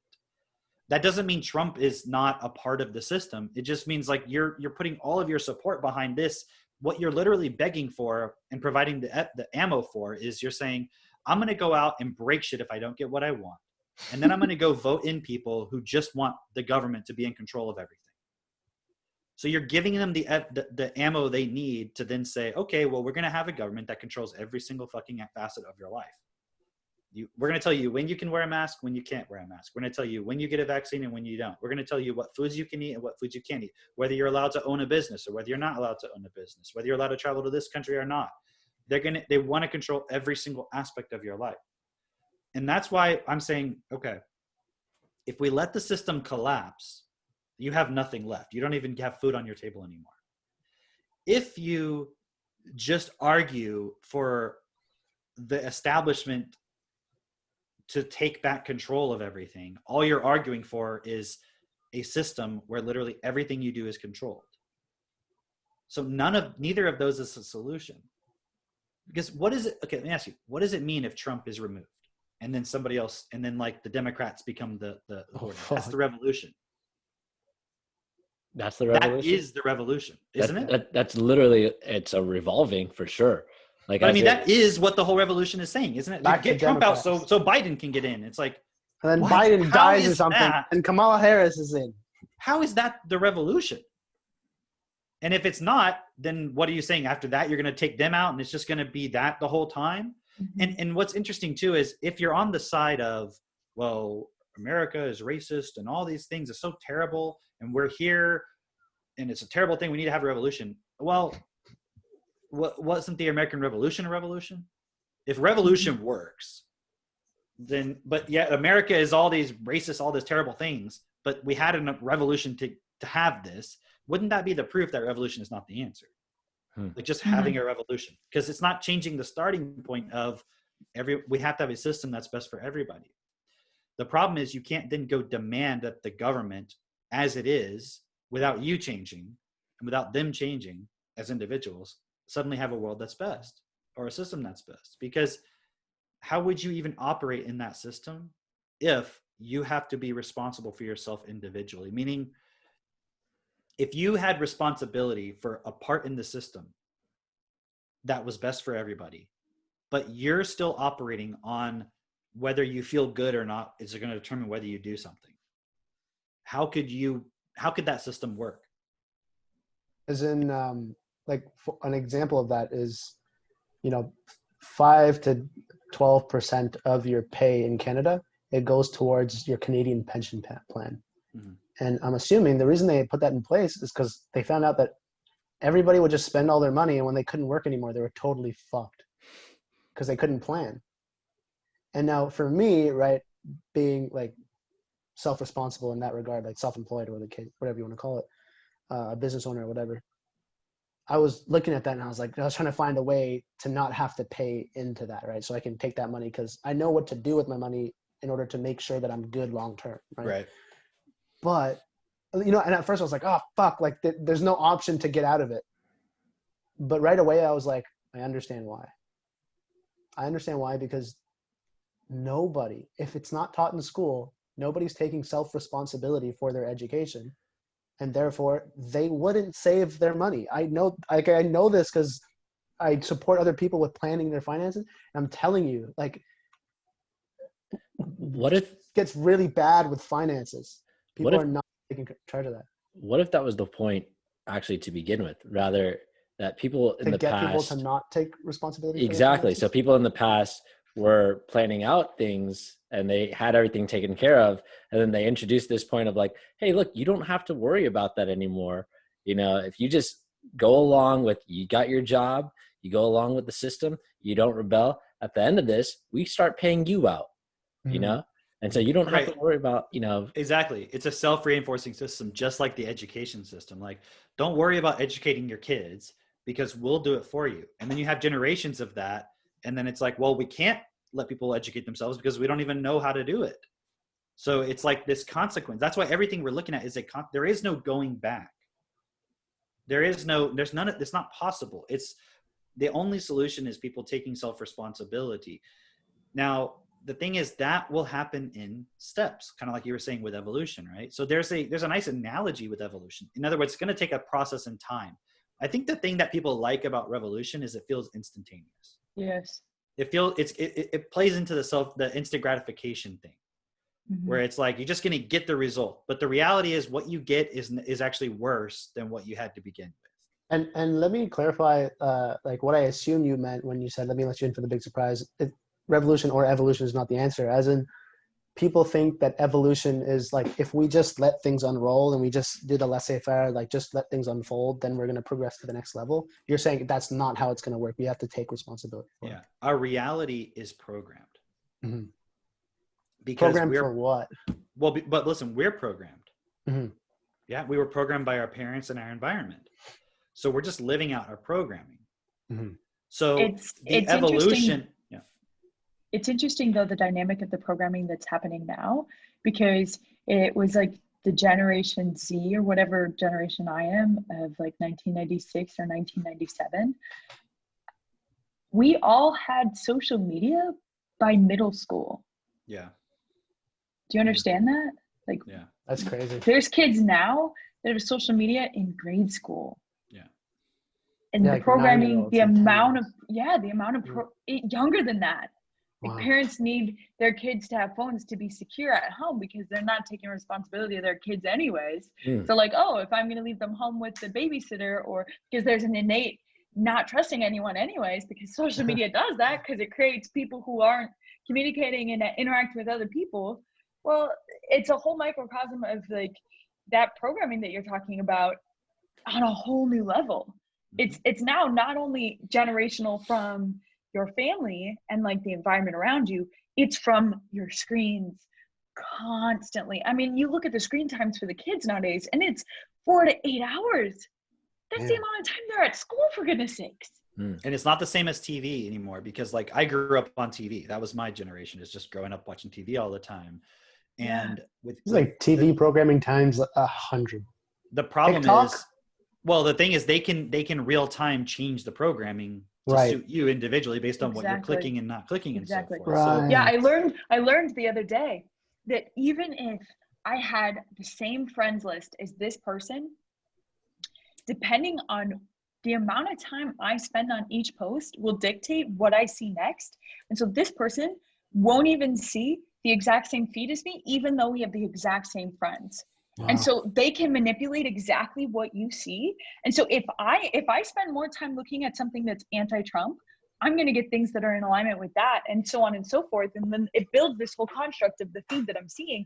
And on this side, if they saw something, if they lingered on something that was pro-Trump, like then that builds their construct. And so you aren't even being exposed to the other side. So when people say like, I just don't understand Republicans, I just can't see how, well, yeah, that's because you've never been shown anything except what's in alignment with you. Right. yeah, this exact point you're bringing up is what Kanye West was talking about in 2016, right before he went to that mental hospital, or the whatever psychologist, whatever, when they put him for a week or whatever in that hospital. He was saying that exact point, right? This was before the last election, right? He was already trying to expose it. The problem is we're programmed by our parents and then the environment itself. And so what it's going to take is for the individual at this point, for a select few, let's say individuals, to take responsibility for that. It's not going to come from the government doing something, because at the moment the government is heavily just, it's just like the police. The police is there to protect private property. This is what I think the leftist side, the problem they have with police is that not everyone has a right to property. And so they see the police is just there to protect those who do from the people who don't, which is obviously what it's for. But attacking the police is not a solution, because what is it that all those people want? Don't they want property? And then when they have property, aren't they going to want someone to protect it? That's just like you see all these leftist mayors and stuff when they're saying, they're defund the police, but then they have private security, or they have, their home has 24-hour protection or something, right? And then they justify it by saying it's their position or whatever, which is always the justification when you're in that position, that, well, I have to have these things that you don't have because I'm in this certain position, which is my point exactly, right? You can't expect that the people at the top are going to ever do anything that's not in their own best interest. But that's because of where human nature is at. And that's what needs to evolve. That's what needs to change. And it's not a revolution because it's never existed before. There's never been a period where human beings functioned on the principle of what is best for everybody, and then also had a system to automate it. But it doesn't come from the system first. You say logically, it doesn't make sense. Like it's like yelling at your computer to do something that's not programmed to do. You have to program it first. Who does the programming? Not the computer. Now, if once you program it, it doesn't work, well, then you have to look at, okay, what's the issue or whatever. But the starting point of the system that we have has always been to, in the service of money itself, rather than what's best for everybody. And that's not just humans, that's all life that exists. That's everything, right? So if we don't change the system, it's never going to reinforce that as an environmental point. So children will never grow up in an environment where they have the basic support they need to develop a character where they actually can care about other people, because they don't feel that other people are a threat or that their survival is in question or something. Because if you put someone under survival pressure, they're going to be more, they're going to be concerned about themselves, because they have to be, because it's smart if you're in a survival situation. The problem is, it's like, if you're just calling for revolution, that's like saying the system will sort itself out. That's not going to happen. If you just think that the system has to remain as it is, and it's just all the people who are calling for revolution are the problem, you're not realizing that the system is producing that. And it only your only reason you're defending the system is because it's working for you right now. So now let's look at it from where we're at and what we're looking for. What we're looking for is people who want to take responsibility and say, okay, I want to change myself so that as I take on positions in the system to be able to create what's best for everybody from a systematic perspective, I can trust myself to do what's best. Because it's not about anyone else trusting you. It's about you trusting yourself primarily. Because if you're in that situation or in that position, what would you actually do with that position? Would you actually do what's best or would you not? And if you're going based on feelings, which is always energy based, you're going to end up making the choice that's not best. And you have to start looking at how that plays out in your normal everyday life. Like when you get upset about a post you see on Facebook, is it because you're just looking for energy? Or is it you're looking at the information and you're seeing what's best or what's not best within it and then placing context or information or whatever? And the thing is, whether people are on the left or the right, they're still looking for that energy fix. You see what I mean? There's like some sort of innate like point in us right now where we are not valuing life. It's like trees are worth more dead as paper or as buildings. And it's like whales are worth more dead. Humans are worth more when their attention is grasped by these organizations. Which is essentially being dead. Exactly. You know what I mean? Yes, you're not alive. Because you're not actively choosing how you're not alive, right? You're exactly. just a system that's in the system. Yeah. You're just a commodity, basically. Exactly. And so that's how we see everything, is a commodity right now. And until we can actually see everything as valuable while it's alive, I don't know that we'll be able to see that shift where people like start to take responsibility in their own life, because they may not even see the value of their own life, let alone the life around them. And so, yeah, I see that evidently, Cameron, that it is a personal responsibility that first needs to be taken so that you value your life and your attention and your time, and you take responsibility in that. Because if you don't value your life, you're not going to take any responsibility. But if you can actually see, like, this is happening, like these people are evidently taking the responsibility to do this, and I want to be a part of this, because that is like the most valuable you could ever feel, is like wanting to create a world that's best for our life. And so it's evident to me, but I think people need to come to that realization first of, I have value. Yeah. It is worth me taking that responsibility, because previously in my life, I was not where I'm at right now. I had extreme depression. I hated existence, and I questioned being alive every day, and I tried to end my life. And it's like, when you're in that state, it's very difficult to see that your life has value. It's very difficult to see that you could affect the entire world by taking responsibility in your life. And if anything, you're just in a victim mindset, like life is happening to you, and so there's no way that you could affect life. And so, you know, that's that for me, like, in order to take responsibility, like I said, I think there's that value point that needs to be fundamentally looked at. 100%. And the thing I want to clarify as well is, because what you're talking about is, it's like, I always like to bring that point in, which is we're looking for people who want to step up and take that responsibility. So then somebody might say, well, but if the system is all fucked and everything is screwed up and everything is bad, how is it ever going to change if you're just saying people need to take responsibility? Because like, not everyone's going to do that, right? And so this is what I want to just make sure it's clear, and I like to try to reiterate this point when I can, which is, what we're looking for is people who want to first take the responsibility within themselves to remove those elements where you're placing anything at all above the value of all life equally. And then, because when you see everything as valuable equally, then your decision-making process is different. It's like, okay, I'm going to create a system that's going to put resources in certain places. I need to make sure that everything has what it needs, because if there's any imbalance, it's going to cause a conflict, which then is going to grow and grow and grow to become a have and a have not situation again. And then everything's going to get fucked. It's going to be revolution all over again. So the revolution is the consequence of the system not being best for all. That's why it can't be the answer, because the revolution itself does not create a system that maintains everything in balance in the best way, where everything has what is best. This is not a bring everyone down to the shitty level, which is what communism and these revolutions ultimately do, because they don't actually create a real system with a new starting point. They just replace the haves with the have-nots, which create more have-nots because no one changed their internal starting point as to why they're living their life and what they value. The only reason why you're having a problem with the system is because you're on the losing end right now. It's just that over time, that losing end is just growing and growing and growing and growing and growing and growing. Did you know in 1800s, there was only 220 million people? Isn't that crazy? And now there's almost 8 billion. What? Yeah. No I was just looking at this the other day. Yeah, I couldn't believe it either. I was like, oh shit.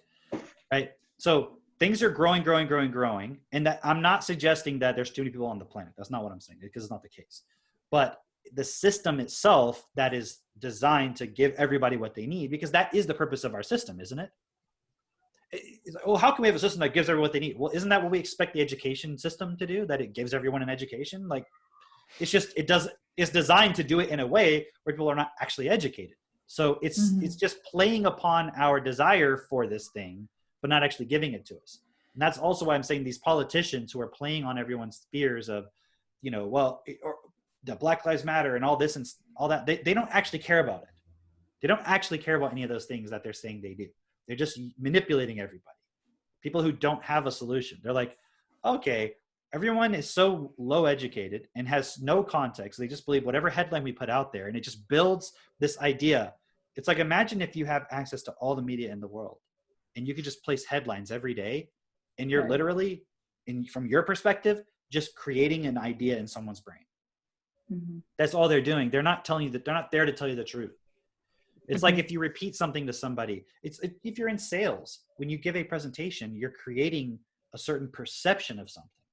So that's what the elite do through the media, is over time, they create a perception in people's brains where it's predictable, because they know the level to which you can process information, because they also designed the education system so that you can't read past it. You can't process, you can't connect the dots. They know the level that the average person is at.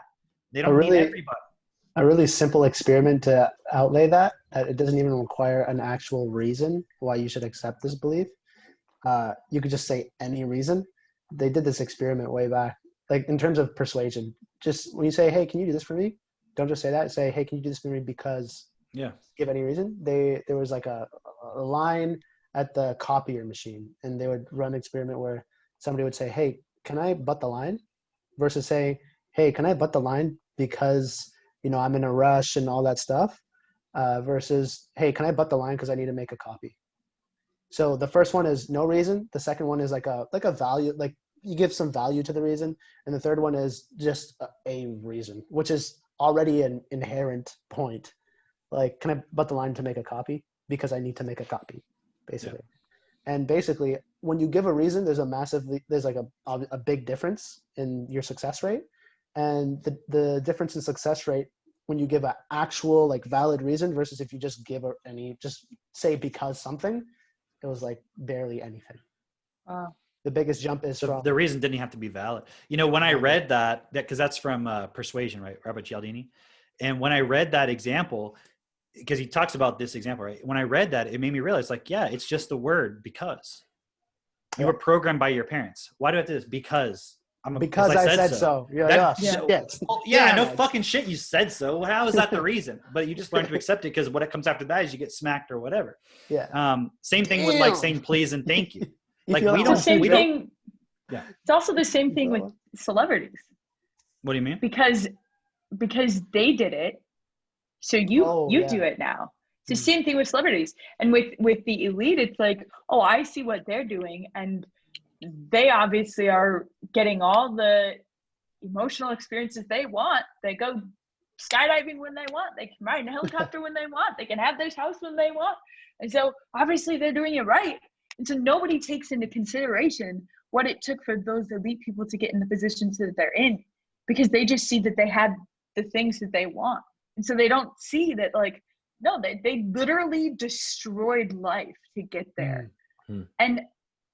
And so it's, Cameron, you and I went live on Facebook and talked about it the other day.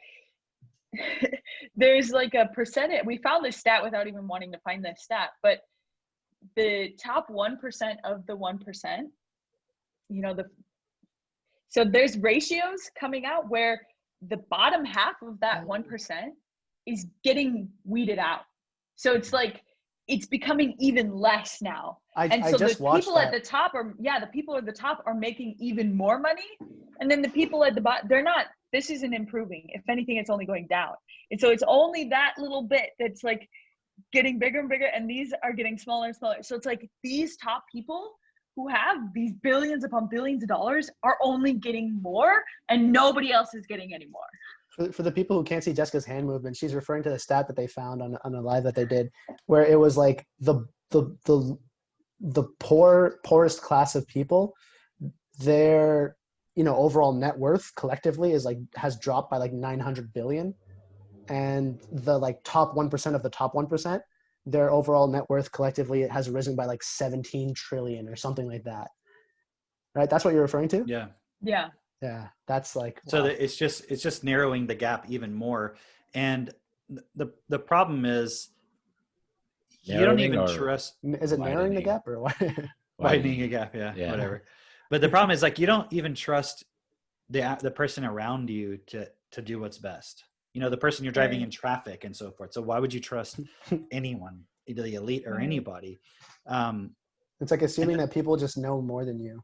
And the thing is, the elite, once everything is automated and you have robots, they don't need everybody. So what do they do in the event where they're like, okay, we can't trust anybody anymore? Do you think they have the same morals that other people have? They don't. Right? So going back to what I was saying earlier in terms of what I want to get across is that the system has to be adjusted. When you start adjusting the system and you start providing that, okay, people have what they need, you create environments where people feel less internal pressure. They're less controlled. They become able to then take more responsibility for themselves. They be able to then investigate their own programming. They can then use tools that they wouldn't otherwise be able to because they're constantly focused on survival. So when we say people need to take responsibility, what we're really saying is initially we only need what is 1% of the current 1% is like 700,000 people. We just need a new 1% of the 1% to then go and take responsibility in the system, to adjust the system. Because who makes the laws is the people in the system. You can't be outside, you can't just go live, in the woods by yourself off the grid and have any effect in this world. Okay, you can do that for your own survival, but you're going to die anyways. And what are your kids going to do? And eventually, it's like we were out looking at property in East Texas, and we went through an area that I hadn't been to since I was like 12 years old. And it was like, very, I don't know what you call it, modern or whatever. It wasn't rural anymore. And I'm like, man, even way the hell out here, it's like you can see everything's just expanding and expanding. So eventually they're going to get you too. You see what I mean? Like you can't protect yourself and your children and their children and their children from the system. That's not a solution. The solution is to go into the system, but not be of the system. And that's the whole point is the people I think who are on the revolution side, they don't want to stand in the system. They don't, it's like a judgment. It's a judgment of being in the system. Like rather than play the game and then become the best at it so you can create the rules, they're like, I just don't want to play. I don't want to play. I want to play a different game. But they're playing the game anyways. Just like we were talking about with the video games and all that, like everyone's playing the game. You're just on the losing side. It's like when you're playing chess, instead of being a pawn, you're equipping yourself to be a queen or a king, to give yourself more responsibility to be able to drastically change the game. But if you're just a pawn, you're not going to be able to do much. That's a really good point. It's like you're playing chess and you're like, well, I was taught to be a shitty chess player, so I'm just going to attack the other guy who's a grandmaster. No one should be allowed to be grandmaster. It's like, that guy's infinitely smarter than you. He's going to do it anyways. What we're suggesting is, if you're the shitty chess player, we're saying you need to learn how to be a good chess player. You see what I'm saying? That's what I mean. We need to go into the system and become the politicians and so forth. And this is what we've been saying since we started this podcast. We've been saying for a long time. Since way before. Right. But this is the point is, okay, how do you then get in that position? Financial stability. That has to be a foremost point. But then before that, you have to have emotional stability. How do you get that? And that's what these tools are. Right. So I want to just close a little point, and then I want to get your perspective, Jess, because I think you can add a lot to this. When we have enough people who can be in the system and making those changes, that system effect will affect a lot of people to where more people can start changing themselves internally. And then as that process occurs, you're going to get generations of children who are more supported, who have better educations, better vocabularies, and then they will be able to even build and expand upon that even more. So it's like literally create a new elite. You see the difference? The idea of just revolution is destroy everything, just don't participate, don't go along with it anymore. But who actually wins in that scenario? Well, the rarely. big ass. It's the Only elite. the people who already know how to do those things that are necessary. Right, because what I'm saying is you're being played. If the elite didn't want you to believe in revolution, guess what? You wouldn't be on the street. Why is it that you're not allowed to protest the lockdowns, but you're allowed to protest racism? Because racism's more deadly than the virus. Oh, you see what I mean? Do you see the level of literal cognitive decline that you would have to have? Yeah. I'm talking like Biden levels, right? To be able to, in your mind, think that racism is the biggest public health threat, and therefore in the middle of the worst, deadliest virus ever, which it's not, but pretend like it is, the worst, deadliest virus ever, that you should be out there protesting because you got to stop these like 95 black men that were killed by unarmed black men that were killed by police. Like Cameron, that is the biggest health threat. Cameron, in the headline, it said the health experts said it. Right, I know. You see what I mean? What do you expect me to do? Exactly. Not follow the health expert? And so you're fucked. And so here's the point, right? I know most people right now are not going to get it. They're just going to argue because they can't go past what they've been programmed with. We are not special in that we have some amazing ability to do it. All you have to do is be willing to be honest with yourself. And every thought that your mind gives you as the reason why something can't change or whatever, you have to challenge that. And then you have to use the tools that we're suggesting. You know what mind over matter should really mean? It's versus matter over mind. You should choose what matters over whatever the fuck your mind gives you. Right. And because the reason why we have to be told or tell others to treat others the way you want to be treated is because we're obviously not doing that. So what are we doing? We're treating others the way we were treated. Yeah. So when we talk about the natural evolution that's happening or the natural rolling out of a timeline, it's a fucked up timeline. It's a really fucked up timeline. And that's what we're seeing. So what we're suggesting is that you taking responsibility. I would keep saying, if you want to take responsibility for yourself, it's like, prove that you're not just a robot. Prove that you're not just a robot who like went through like a manufacturing facility for 7 years and then you came out of the facility and then whatever happened in that facility, you kind of forgot about and you don't really care about. You're like, whatever. You just kind of like define who I am, but like, whatever, who cares? I'm me. I'm me because I chose to be me. And then you just spend all your time trying to defend that. Because like who you are is like someone who doesn't give a shit about other people, but you're like, but I deserve that because that's who I am. And like, what if my life is I just care about me and no, that's not how I'm saying it sarcastically, but it's like, but what if I'm just interested in different things? Like either you face the truth now, face the truth of this reality and everything that's happening now, or you're going to be forced to face it because the consequences of it are going to be like right at your front door. And Jessica experienced that firsthand. It's like there's a point where it's like, whoa, all this shit happening especially for me, I'm in Canada, right? It's like, oh, all this stuff happening in the US, it's pretty crazy. It's like, we all kind of feel that way, right? Oh, the forest fires, it's pretty crazy. Oh, like this place burning, that's pretty crazy. But Jessica, it literally happened in your neighborhood. What's happening in your neighborhood? but it was cool to see you and Mitch. I think because of all the work you guys have been doing on yourselves, you weren't like, oh fuck, oh what are we fucking gonna, oh shit, what are we gonna do?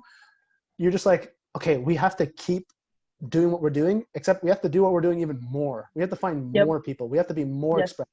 So we have to move ourselves to a place where we can ramp things up. That's epic.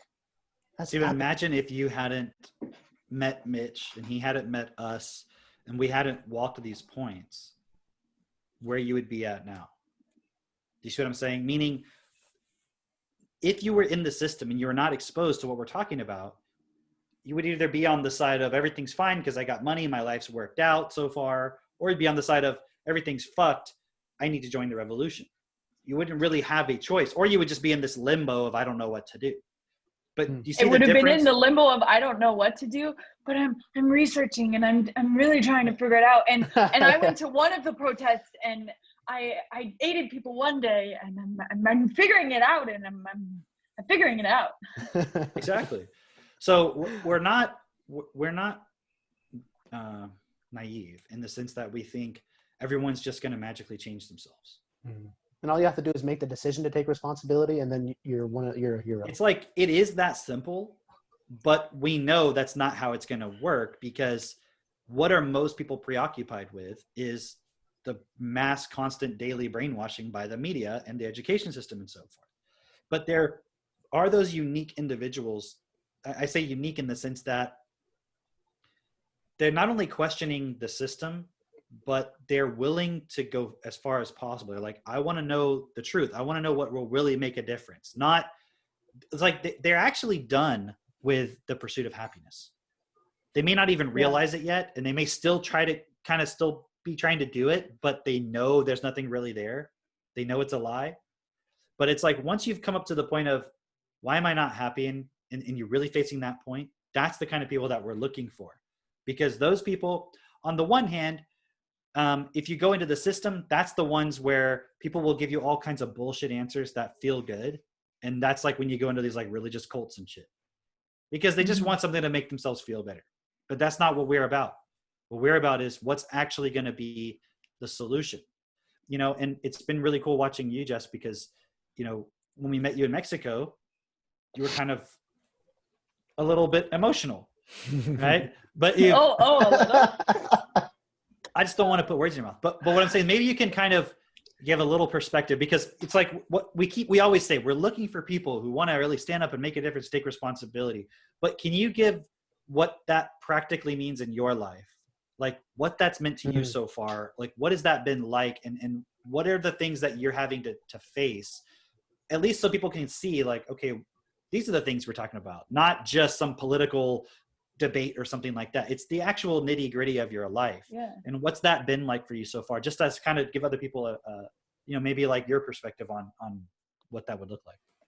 Yeah, definitely. So initially I was not necessarily taking responsibility in my life. I had agreed to do that, but it was more so being enthralled with the information at hand and just being able to, like, you know, go on eQuaf and listen to all these audios about all this information, and I get to absorb it all, and I get to look at these Bernard audios on YouTube, and I get to go to Cameron's YouTube, and I get to just listen all the time and just be exposed to, you know, what I saw as the answer. And I was like, this is so cool. And then I started to face my programming. And that's when I actually started to take responsibility, because I realized, like, it's not enough to just expose yourself to this information. That's not going to actually change my life fundamentally. I have to take this responsibility. I have to work through all these points that have been programmed into me since childhood. And some of those points have been like, oh man, emotionally reacting. Like my responses to things were emotions. And so it was in any moment, whether someone was saying something to me, or I was at so this is a specific example. So Mitch was holding these meetups. And I remember like one of the first meetups that I went to, there was somebody else there, and he was just explaining how he was opening these businesses of his own, and he also was working in the corporate field and things like that. And he just said how, he's at this standstill, and just was explaining this stuff. And I just went off. I was just like, dude, you're not taking responsibility. And just like totally reacted to him. And like, it ended up that he responded well to my reacting, but it was insane. Like logically looking at it now, I'm like, oh my gosh. And it wasn't from a point of like, oh, I'm going to purposely do this to trigger him in the right way. It was just like me reacting to this guy. And I see now that point was a pattern in everything, like whether it be reacting to a post on social media, reacting to a conversation that I was having, or things that happened in my life. So I stubbed my toe and I reacted to me stubbing my toe. And I just like became aware of me reacting in those moments more and more. And then taking responsibility of that reaction when it would like come up again. So if I was starting to react, like I was able to see that more and then not react or just like breathe. And so that has been effective because it's like the most efficient way to navigate those situations. Because if I stub my toe and I just react, then you're going to waste time reacting to stubbing your toe instead of just like breathing, like, oh, this is painful, but it's okay. Like there's no blood. I didn't break it. Okay, cool. And then keep going about your day instead of, I stubbed my toe, like this hurts so bad and the rest of my day is ruined because this happened, and I just found that was a huge point that I had to take responsibility over because it affected my entire life in every way, as well as being in a state of constant reaction. And just to be clear, like you're not then suggesting that you just don't feel anything, you're like a monk, you're totally never feeling anything. Is that what you're saying, or is it just a matter of how you respond to stuff? Or maybe you can clarify, because I know people always have this objection, so you're just saying we just be like a robot? Is that what you're saying? Like I don't have to feel anything? No, it's more so taking this. So okay, how do you generally feel about yourself right now? Yeah.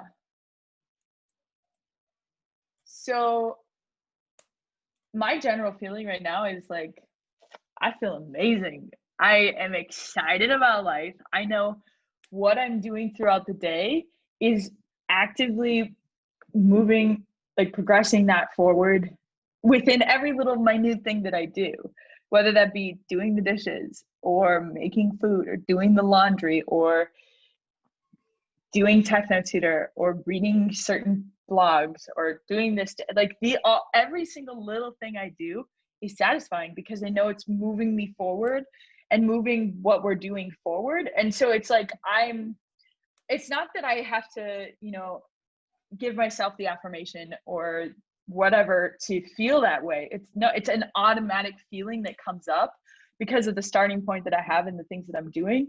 And so yeah, I still feel like super excited about what I'm doing and I'm happy, and like I can see when there's a point that's not in alignment with my starting point in life now. And so like in that moment, if I react, like if I feel guilty or something like that, then I see even more so like that's a point that I need to take responsibility over. And so it's not necessarily like, no, I don't feel these things. It's like these things are exposing myself to myself. And I'm like growing in awareness through experiencing these reactions and taking responsibility of them. It's not that I'm not experiencing them. And so then also next to that, it's within situations, then you're able to respond in a better way, like a more effective way than you would before, because you're actually looking at logically like what's happening, and your ability to process information. Like if you go through this process, you'll process more. Like if you stub your toe now, if I stub my toe, I see like, oh, in that moment, I was not actually present with what my physical body was doing. And this is why, and this is how it can prevent me from stubbing my toe again. Like, that's like the thought process that goes through my head now, as opposed to just like, oh, that hurt. And then just like sucking it up and going about my day. You know, it's like, okay, now I can actually prevent me stubbing my toe. So then moving forward, if I have something in the business that previously would cause stress, I can like look at like, well, where's that stress coming from, and like digest it, and then not have to experience stress. So it's like being able to remove the extra friction in your life that's keeping you from moving. And what about for those? Okay, so there's a lot of, so there's so many people right now. And again, it's the people who are the most dissatisfied with things, right? That's who we're really talking to. But are in a position where they could spend time watching a video or a podcast like this. Meaning if you're literally going to your third shift at Walmart today, you're probably maybe not going to be in a position. I don't know. That's up to you.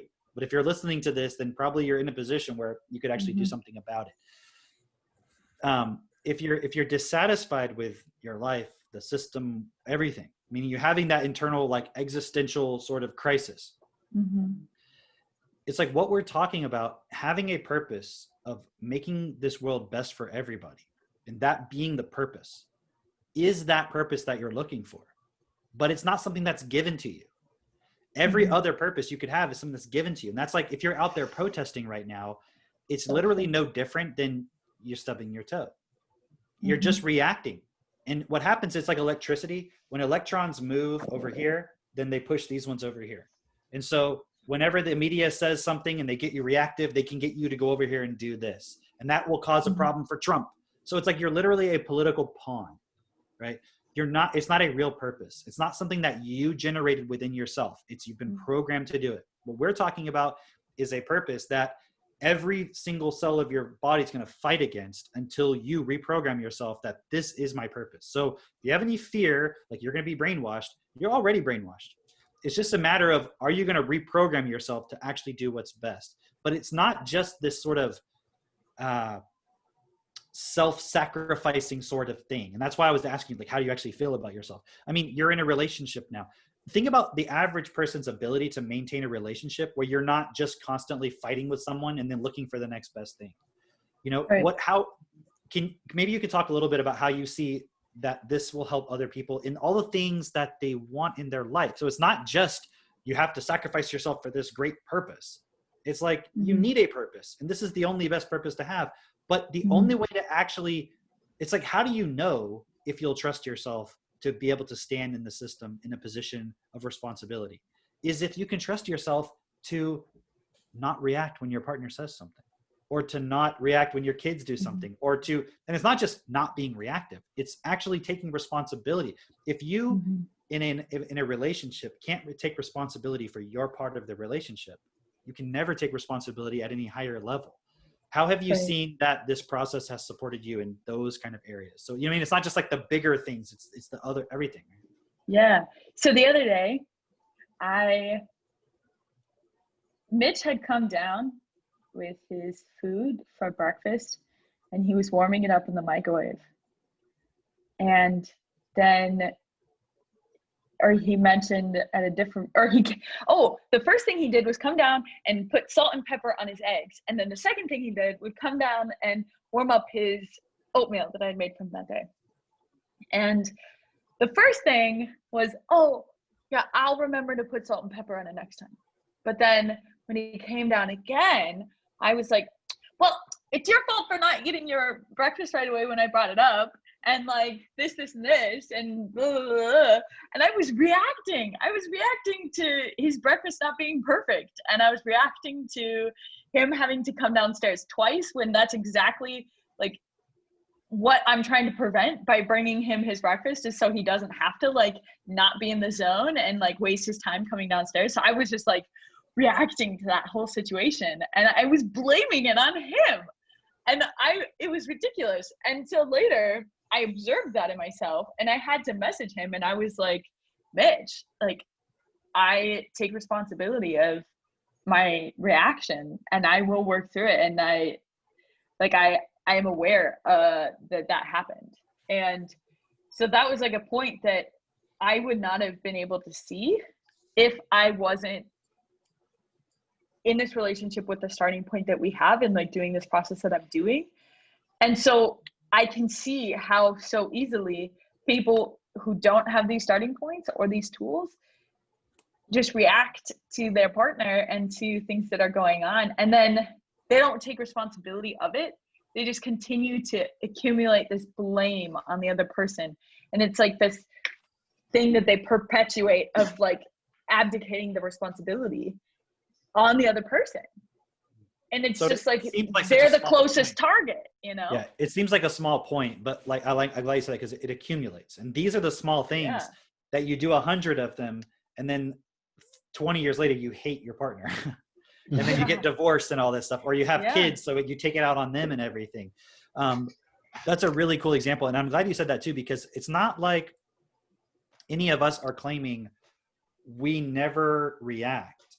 It's just that we face new levels of reaction to things. And then we have the tools to be able to process that, take responsibility, and then change it. Like, this isn't just about, I know you're not suggesting this, but I just want to be clear for everybody. You're not just saying, oh yeah, you just become aware of things and that's it. That's the whole process. Like, you're doing Destiny I process. Yeah. Yeah.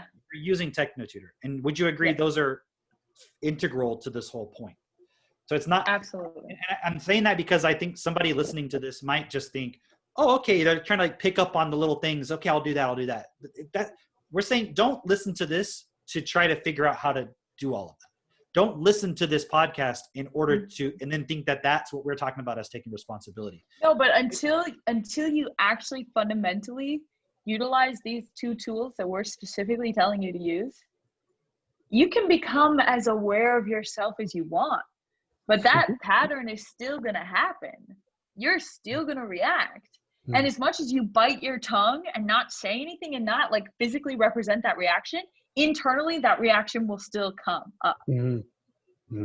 It'll still influence the way you make decisions, because you'll be like, well, okay. And since we're kind of on this topic, man, it kind of sounds like you just went back to the 1950s and you're just like some little subservient little housewife, just being like Mitch's little like slave there. What do you know what's so cool? I was like thinking about how amazing my day is the other day. I was on a phone call with Ken and I was like, what we're creating is happening so much faster because of the responsibility that I'm taking. And it's so satisfying to be doing what I'm doing, because it's like when Mitch is like out of the office for a couple hours because he's out on a presentation or something, right? I'll like go into his office and I'll be like, okay, what is the best way to set his office up so that he can be most productive? And so I'm like vacuuming and I'm disinfecting the table. I'm taking any extra stuff out of the room. I'm airing it out with the window open and the fan on. I'm taking the mail that's accumulated and I'm going through all of it and I'm writing on the outside envelope like exactly what he needs to do with each piece of mail, and I'm throwing away the other mail, and I'm like, you know, just like doing all this stuff, right? Getting all set up so I know like when he gets back, like he is going to make money. He is going to be productive and he's going to provide for our family. And I'm like, that is so satisfying. Like, he would not have done that. He would never take the time to do that. And it would only stress him out to do that. And he wouldn't be able to do it. Like, he just wouldn't be able to do it. But I'm so satisfied by doing that. Are you kidding me? Like, that's so fun. And just like leaving the space like perfectly set up for him, I'm like, and then I go and like do that somewhere else, and like I love it. I love going about my day and setting us all up for success. And just you know what's fascinating about that is like you'll have women argue that is slavery, okay? And then they'll be like, then they'll go get a job working for some corporation. Yeah, that's slavery. Where it's like women but none of what they're doing actually benefits them directly, other than just having some money. They're not having any other purpose whatsoever. Yeah, but by you doing those things at home, he can bring in more money. So it is valuable. It is. But how do you reconcile the point of it has to be everything 50-50? It is 50-50. What I mean is people say like, well, he should be doing 50% of the dishes and you should be making 50% of the money and all that. Yeah, but biologically, women experience stress 4 times as much as men. And putting that into a structured work zone. Okay, when I clean and go about my day isn't completely structured, like out this. No, I'm like floating around, doing all this stuff, and I'm getting it all done at how it'll fit throughout this day, because I have to be flexible, because like accommodating for him and like all this stuff. So like women can multitask, okay? Men cannot multitask. And like people will say, well, then that's good. You can use that in the workforce. Okay. No. So for me, I haven't come to the complete conclusion of like the exact reasons and specific like biologic like justifications of why it's better to be at home. But from just my personal experience of doing this, I experienced so much more fulfillment, like creating an environment for success for him working, so he doesn't have to do anything at home, than I ever did owning and running my own company, okay? And being in multi-level marketing companies, and for sure having to go and clock in at a job. That was the worst, the epitome of it, because I thought, you know, like moving my way up and having my own multi-level marketing company and owning my own business, I would then have that freedom that I now have working at home. Like I thought like that would create that freedom for me, but it didn't, because I still was having to have a certain amount of structure and do things a certain way for it to all work. But here at home, I don't have to listen to anybody else. I don't have to meet a quota. I don't have to do something that doesn't mean anything. I mean, it's like, I know every single thing I'm doing is supporting Mitch and me. And eventually, like when we have kids down the road, like it'll support the kids. It'll support, and ultimately, since it's supporting us and what our starting point and what we're doing, like with the businesses, I know it's supporting the world by me just doing these things here at home. And so it's at first, okay, I'm not gonna lie, like it sounds like, oh, it's the greatest thing ever. Like I just like was super hype about it right away. I understood that it was necessary right away, but for the first 2 weeks, I was so stressed. I was so fucking stressed. I had stress ulcers popping up. It was like, I didn't know how to handle it. I was like, I just feel like I'm not providing as much. Like maybe I need to go get a part-time job. And I just was like really stressed. I was honestly really stressed about it. And so I had to, you know, at first, Katie, actually, Cameron, your wife, gave me some good advice. Like at first I had to give myself the, like the praise, like the good job. Like at first, after every single little thing I did, I had to say, Jessica, that was awesome. Like, you're incredible. Like, good job. Like, that was adding value to our day. Like I had to literally give myself that after every single task I did, so that I eventually saw like, wow, you're doing a lot.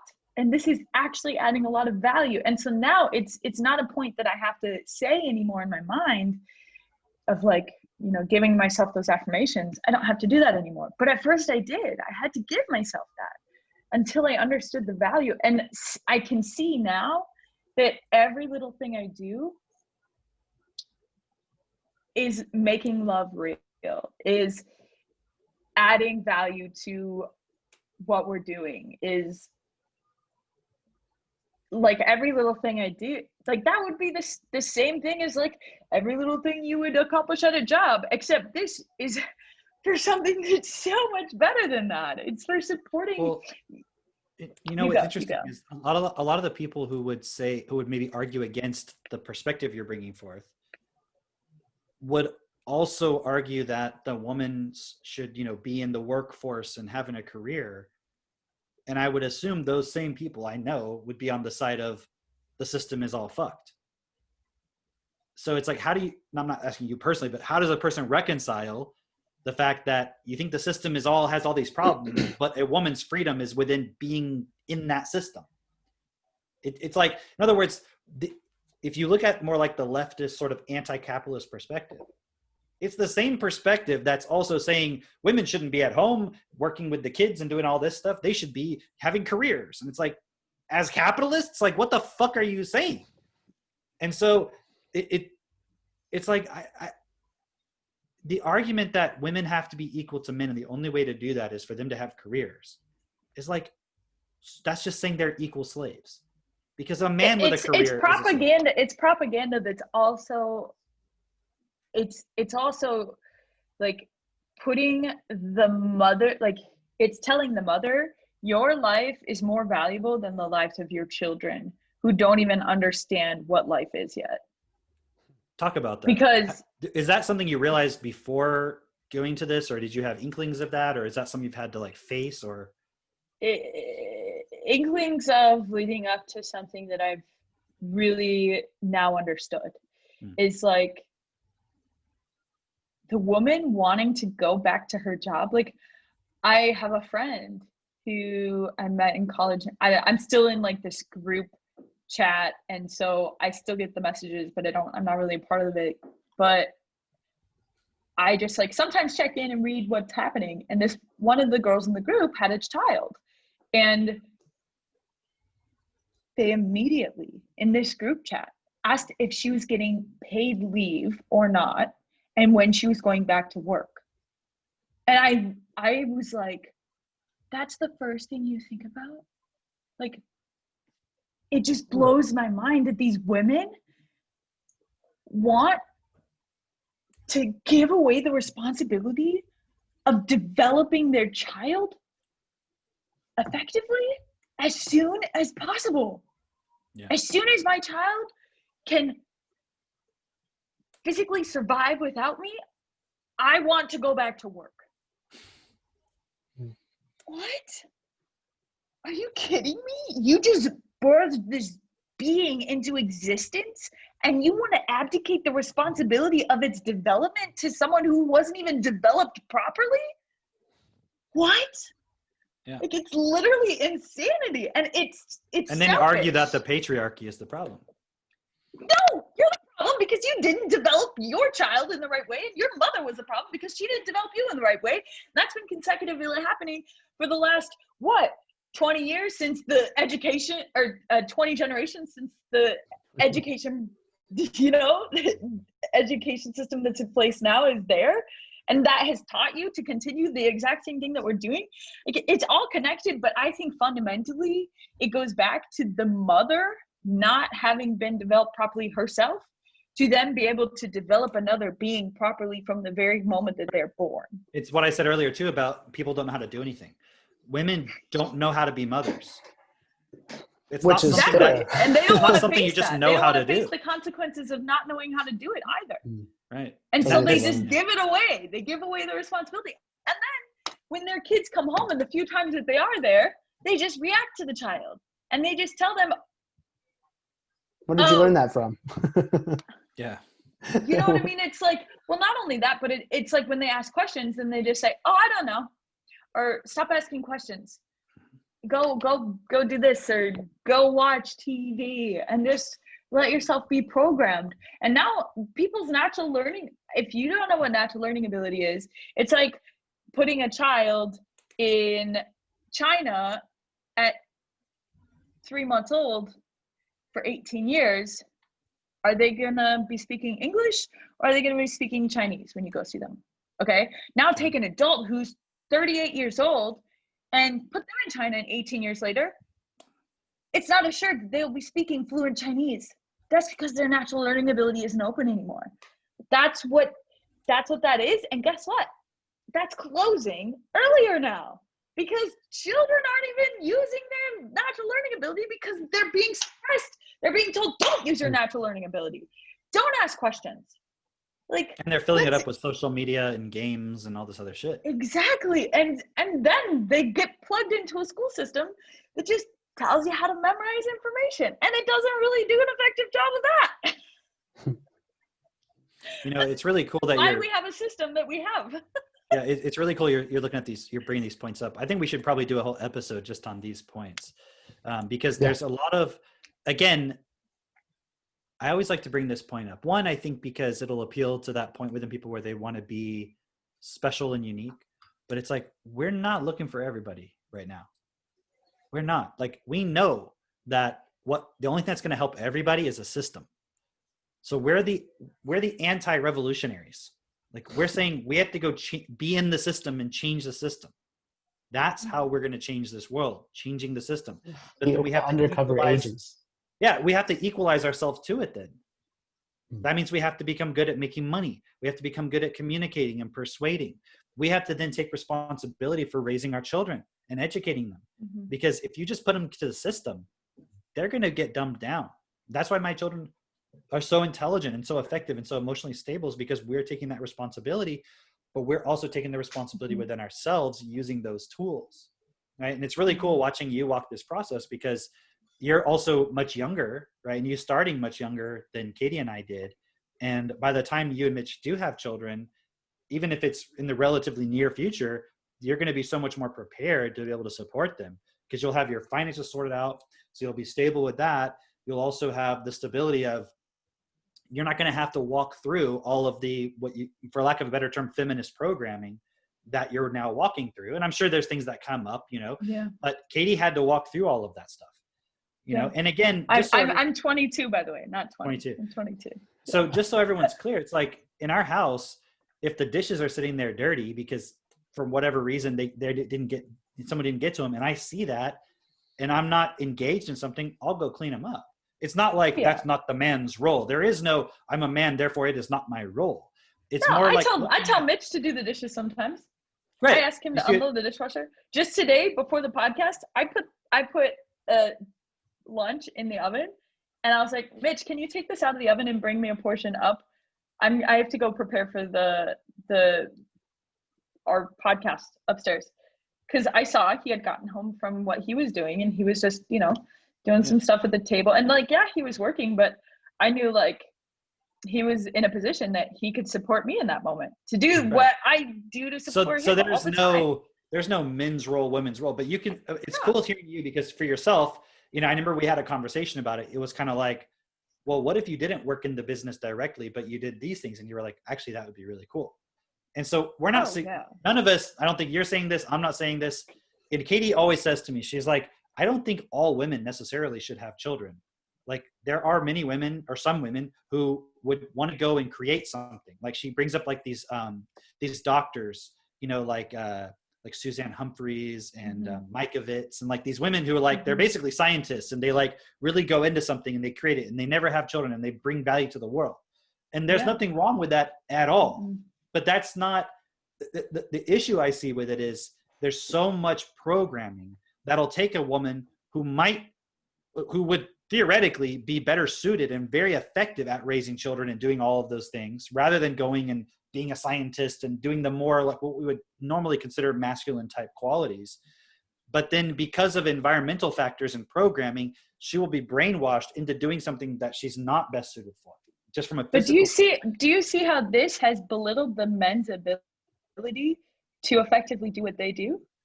Because now, women can come and do what we do just as well as us. I feel like there's a point in there where it's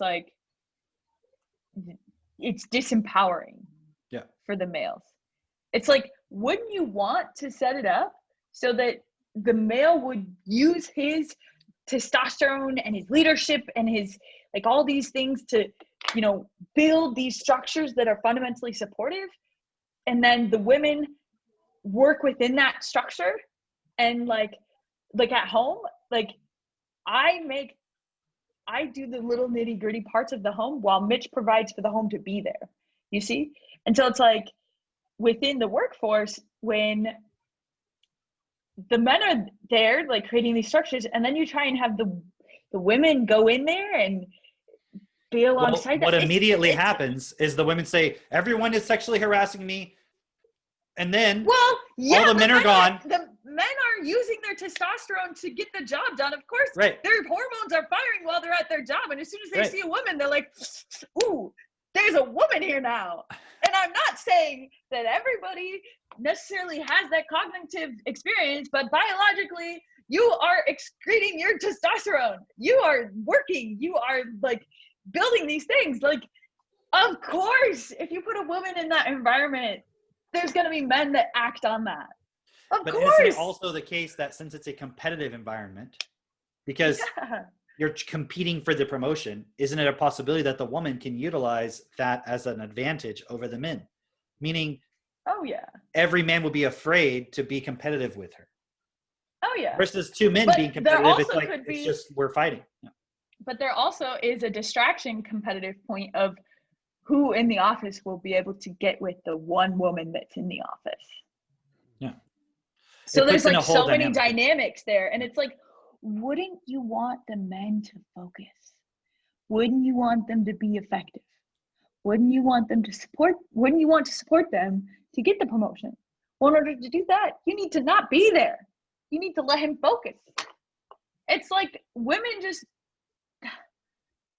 they're like a parasite. They've become a parasite where before they were like the nurturer and they created and developed life. And now it's the opposite. Now they're feeding off of the structures the men created to support their abilities, and they're not even taking responsibility of their own children. It's like, what? It's crazy. And see, what we're Absolutely suggesting crazy. is having an environment where nobody has to do anything out of survival. So that Yeah. a woman who wants to go and explore developing something or building something can do that. But if they have children, they have the ability, resource wise, time wise, everything, education wise, access to resources and so forth, to provide the best environment. And that the men can then go and do the things that they need to do or want to do as a point of creating value in this world that's best for everybody. But This is why a revolution is not enough, because that will not create a system that promotes this to be able to happen. if we're being honest with what this revolution is, okay, maybe this will get us finally deplatformed once and for all.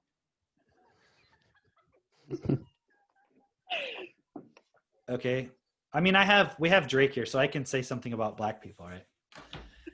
It's like when I go to the DMV, okay, Yeah. when I went to get my title or whatever, it was Yeah. only black women working there. Mhm. Only. Okay. That Now happened to me that's when I was not at the anything. DMV too. And Huh? I'm just saying that happened to me when I was at the DMV too. Now, why is that a problem? Well, let me ask you a question. If I went to the DMV and it was only white men, what would people say? It's racist. Right. So why does it make sense either way? Okay. Now, it makes even less sense that it's all a bunch of women. Because why aren't they just able to be at home? And it doesn't mean they have to literally stay in their home. They could be going and doing stuff, obviously. Oh yeah. But I love going on raising field their trips children. to the grocery store and to Because the coffee shop. what percentage of those women do you think have kids? Probably most of them. Right. Because they weren't extremely old women. They were like middle-aged, younger middle-aged, right? Their children are in daycares and in schools so that they can be sitting working at the DMV. Mhm. It doesn't make any sense. And That's so right. what the revolution is take everybody that's done anything and just replace them with somebody else. And so can you see how it's like what you were saying? It's like just taking the point where it was actually a point of somebody having responsibility and having a ability to use their power or their ability or whatever to create something, and then just taking them out of there and replacing them with someone. Mm-hmm. Just to make it equitable. But do you think that's actually the goal of the elite? No. Isn't it obvious that their goal is to disempower society? So Mm-hmm. That point that I was making before of it's what happens. It's like you're going through a manufacturing facility at the first 7 years of your life, and then you just start outputting. This is what Avery would say, right? He would talk about how input equals output. So the input that you get at the beginning of your life, then you're just going to start outputting that. So who would normally or in the past be responsible for that output? It would be the mothers. But if I wanted to ensure a certain output, I would want to be responsible for the input if I was the elite, right? If I was the people who wanted more workers, who wanted to ensure that my company would always be running, right? So it's like, how do we get mothers to stop being responsible for the input and convince them to let me give the input? let me provide the input. Let me sculpt your child because we know what's best. Wow. It's like, Yeah. put them over there. So then they have to put their kids in school. Yeah, let me brainwash Or you to daycare. think that you're not worth something, first of all, Mm. and Yep. You're that only you're a valuable slave, if you make money. right? You're a slave. Yeah. So then it's like, now I have to go over here and prove that I'm worth something. And then now, oh, what do you, but I can't because my kids, oh, don't worry, we'll take care of that. We'll educate them. We'll do everything. They need to be They put the socialized kids over anyways. here. So The most They'll be valuable socialized. thing that a mother could do is to properly develop their child. Right. And that in and of itself is of no value. This It's is just going like back the to what you were ultimate saying. potential of life. But that's what you were saying earlier is people don't value life. Exactly. They think that their value is in their economic productivity, not in developing a new life form. and the Exactly. logic. Why is one even equivalent to the other, first of all? It's and not. why would you think that developing a child is less and that somehow makes you less? In fact, it's harder to develop a child than it is to build a business. Yeah. It's Let me see harder you because develop you know your what? child Your properly. business goes to sleep at 6 o'clock. You see what I'm saying? Meaning you're not there all the time. The child, it's like we'll be up in the middle of the night all night sometimes because the child's not feeling well or whatever the thing is. And the mother, if they're the one taking responsibility for that, they're up all night. So it's so obvious to me. It's just like people who work a job their whole life and then think they want to be an entrepreneur and they don't know the first fucking thing. That's what most women are when it comes to raising children. They don't know. And it's not because they're not capable. It's because they haven't been taught to do it. Because isn't the whole goal of entrepreneurship is to make so much money so you don't have to work anymore, so you could just be home? Right. Isn't the whole point that everybody wants so that they don't like exactly? It's like you want to create a life for yourself so you can fly You around don't have and to go work. on vacations and do all this shit. Yeah. But what men really are their like basic design is they want to provide for the woman in the family. That's actually where men get their initial sort of sense of purpose from. It's like you have levels of purpose, right? You have like the making a difference in the world, but you also have the just taking care of you and your family and so forth. They want to provide. Now, if they're programmed incorrectly, then they won't. They'll just want to fuck anything that moves, and then they won't want to take any responsibility. But that's more because they have a low self-esteem, and they're getting self-esteem from the fact that they can have sex with a woman, rather than it being like once you satisfy that, and you have a woman who says, "Look, anytime you want to have sex, we'll do it." Then they don't have that need anymore. They don't have a suddenly like, "Oh, I'm not going to," because men need to have sex. It's a part of their design. Yep. Now, with a woman, it's like that sense of purpose of being able to create something. You can get that from having a child. Yeah. But a man can't. That's like the greatest degree of that, of creating something. Yeah, I think that's the only it actual is. time that It's literally, I mean, imagine, where did that child come from? It was in the woman's body to begin with. That's called an egg. Yeah. And then that develops into a being that comes out of them, and they literally created it out of their body. And then as soon as it's out of, as soon as there's a physical point of separation, they no longer want to take responsibility. Yeah. That's when they no longer value the child to the extent that they did while it was a part of them. But that's because they had no choice. It was a part of them at that point. can you see how, though, this attitude is totally unnatural? Meaning, when I say natural, I mean it doesn't make sense. Yeah, Not absolutely. normal. Like, we're actually in a totally dysfunctional society. And Yeah. the problem is, it's the people who don't know how to do anything that want to have the revolution. And they don't know how to create something better, because their idea of better is no woman should think that they should ever stay home and have kids. The state should raise the children. There should be a village that raises them. And the problem is, if you have 50% of the population men, where they no longer have any reason to live because they don't even have a family to provide for, that's going to create more problems. Mm-hmm. You see what I mean? It's going to create more problems and more problems and more problems. So again, this isn't about forcing anyone into doing anything. It's not about forcing a woman to have kids and stay home or do anything like that. But it's about, let me put it this way. We could be totally wrong about all of those points, but it still makes sense that we should create a system where everybody has what they need. Because only in that scenario could we then have the space to be like, okay, so now that everybody has what they need, there's no more reason to fight or fear each other. Now what can we do? Now how can we improve upon that? but we're not even there yet. And so a lot of times when we're talking about what would be best in the context of getting to that point, it doesn't make sense for us to continue producing children into a system that's going to educate them to be stupid and the parents take no responsibility. That makes no sense. And then if you have to make money, which makes more sense, the mother or the father goes and does that? Because the father can't breastfeed the child. Right. And if the child needs to be breastfed because that's the best way to do it, if you just look at the basic common sense of it, then it makes sense for the mother to be the one in at least the first 3 years. And then if that's the case, how much more can the mother focus on being the one who builds the business if she has to take those 3 years and then the father has to then take over? But before he was doing the business, it makes sense. You're not going to be the best at what you're doing if you're constantly breaking up your focus. Right. And that's why I understand the argument that women might have of, well, I can't go and pursue a career if I have to be home with the kids. Yeah, of course, then don't have kids.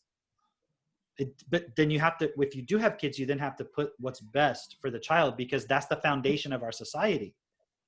There is the starting nothing point else. with having kids that's super messed up though. Because most people are probably having kids by like, accident, right? Or it's out of just some emotional need that comes up. What were you going to say? Exactly. It's not from a starting point of, I want to take a being and help develop them into being the most effective being that they can be. It's, oh, this is just what society tells you should do. This is what I see my parents did, and they had emotion, like positive emotions because of me. And so I would have a positive experience with having my own kids. And like people just, they're attached to that. They're attached to, oh, I want a little mini me running around. It's like same thing with getting a dog. It's like, did you really think about everything you needed to do to support this dog? Did you really think about all the time you had to spend to give this dog its best life possible? Or does it just hang out in your backyard and sometimes get attention from you and you remember to feed it most of the time? But you know, if you skip one feeding, it'll be fine because it's not going to die if you miss it once. It's a really good point. It's a really good point. And I think a lot of people would probably put the dog as more important. Yeah. You know, I know it goes both ways, but I'm saying, generally speaking, people will get all up in arms about animal rights, but they're not looking fundamentally at the fact that it's the humans that determine the animal rights. So so it's about priority of focus based on what the actual outcome will be, not just what emotionally feels right. And that's why we're saying we want to help everybody. We want everybody to be supported. But guess what? The focus isn't then go give everybody money. Because why? You don't control the money system. Who controls the money system? The legislators. So what do you have to do then? Become a legislator. Go and be in the system. And then within the context of, okay, the best way to, it's like, if you want to have every level of fulfillment as a human being, you have to have the highest purpose for yourself that you give to yourself. And then having a family provides the stability so that you're not alone. It's like you have someone that you can go back to, because you know what, when you're in the system, you can't always be open about everything. Like you'll never, ever hear me talk about my weaknesses. The only time you'll ever hear me talk about them is in retrospect of, yes, I had this issue. I went through this point. Here's what I did to walk through it. You'll never see me on Facebook complaining about, I feel terrible today because of blah, blah, blah. So it may seem like, oh, wow, Cameron just never has, he's way ahead of everybody. No, I have those days, but then I know what to do. I support myself with it. I know I have the tools just like everybody else here does. I support myself. But you know who I talk to? Katie. I talk to Avery. That's who I talk to. You know, Avery's our business partner. So we're at a level where we're open with each other. And same with Katie. She's my wife. So I'm open with her. You see, but you can't go out into the business world and do that with your customers or your distributors or whatever. No. You can't do that. You can't do that with the bank manager trying to get a loan. Oh yeah, you know, I'm so depressed about da da da. I think I'm going to quit my job. They're like, I'm not going to give you this loan then. Right. Like you can't be like, oh, I don't know what the meaning of life is. You have to be, and that's part of the problem is everyone's so in survival mode that they can't be open with each other. So having a family, especially a wife or a husband, it's like you can go and then if you have someone who's taking responsibility for the environment that you come back to, then it's like you have a safe place to land every day. Right. Yeah. And then the kids, it's like the man has something to to provide for that drives him even further within the ability to make money and so forth. Now, you could use all of these points to just fit into the system and not challenge it. That's not my starting point. Because if it wasn't for the purpose of doing what's best and changing the system, I wouldn't be doing any of this. I'd be single. I'd be on drugs.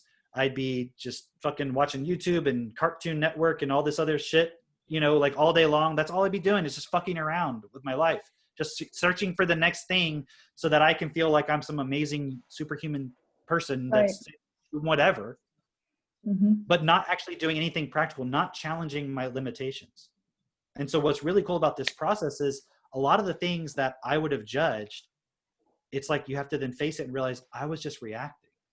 I wasn't looking at the consequence. Oh, Republicans are fucking idiots and they're all just evil and stuff. So, but then you realize, wait, actually having a family where the father takes responsibility for making money and the mother takes responsibility for the children, it actually makes sense.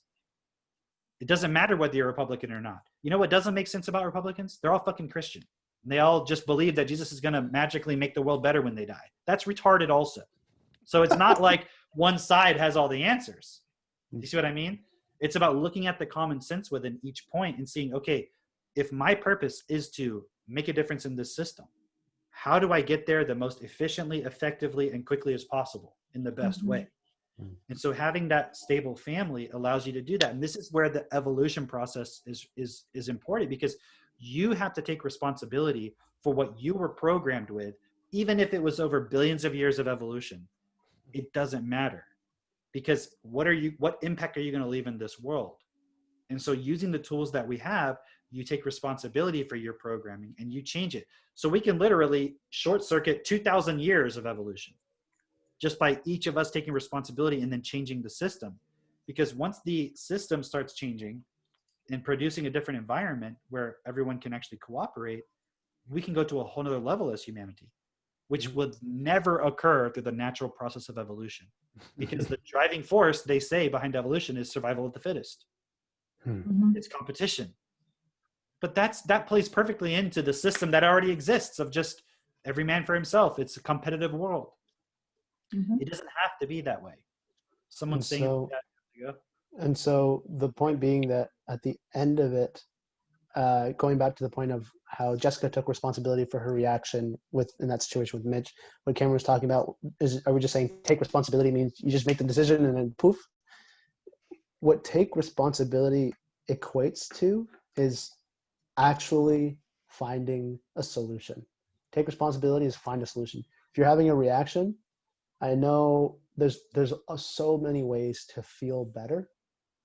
If you're going through something, there's so many ways to feel better. You can write about it. You could talk to somebody. You could do drugs, go drinking, go hang out with friends, all that stuff. But we're talking about finding a solution to why you're feeling bad. In terms of the consequences or the outflows of racism and inequality in every form, we're not talking about just trying to alleviate that point. We're talking about what's causing it. Let's take responsibility for it. Let's find a solution towards it. Right.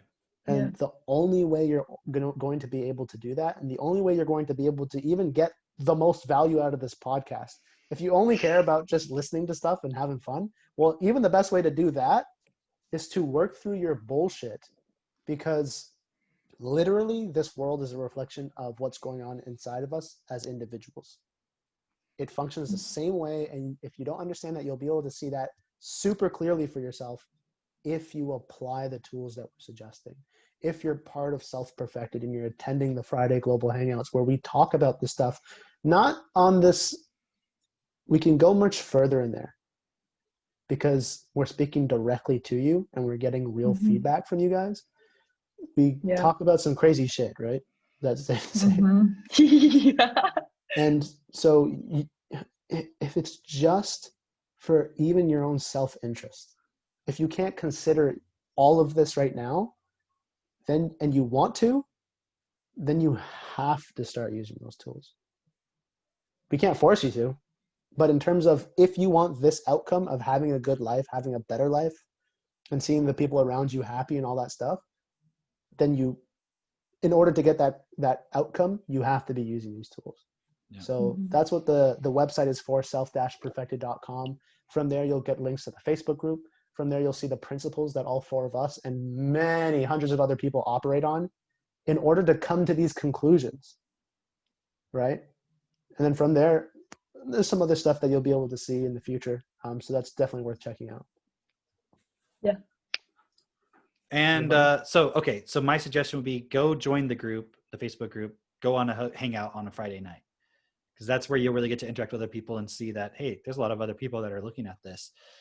Using the tools, you can access them in the free resources, but also just reach out to anybody in the group and then get more perspective on it, right? But I guess we can wrap it up there, guys. I really appreciate everybody being here, and Jess, for you sharing all of that stuff, because there's a lot of things that I think that you can say that people will hear, but if I say it, they probably won't. All right. So it's good. I like having that dynamic. So I think maybe we'll, depending on what your Sundays are like, we'll have you back on at least maybe a future one, but maybe even next Sunday. So we can talk about that afterwards. But I really enjoyed having that dynamic. Yeah, Jess, all right, thanks guys, for being on here. It's awesome. We'll see you all next time. Bye, guys. Bye-bye.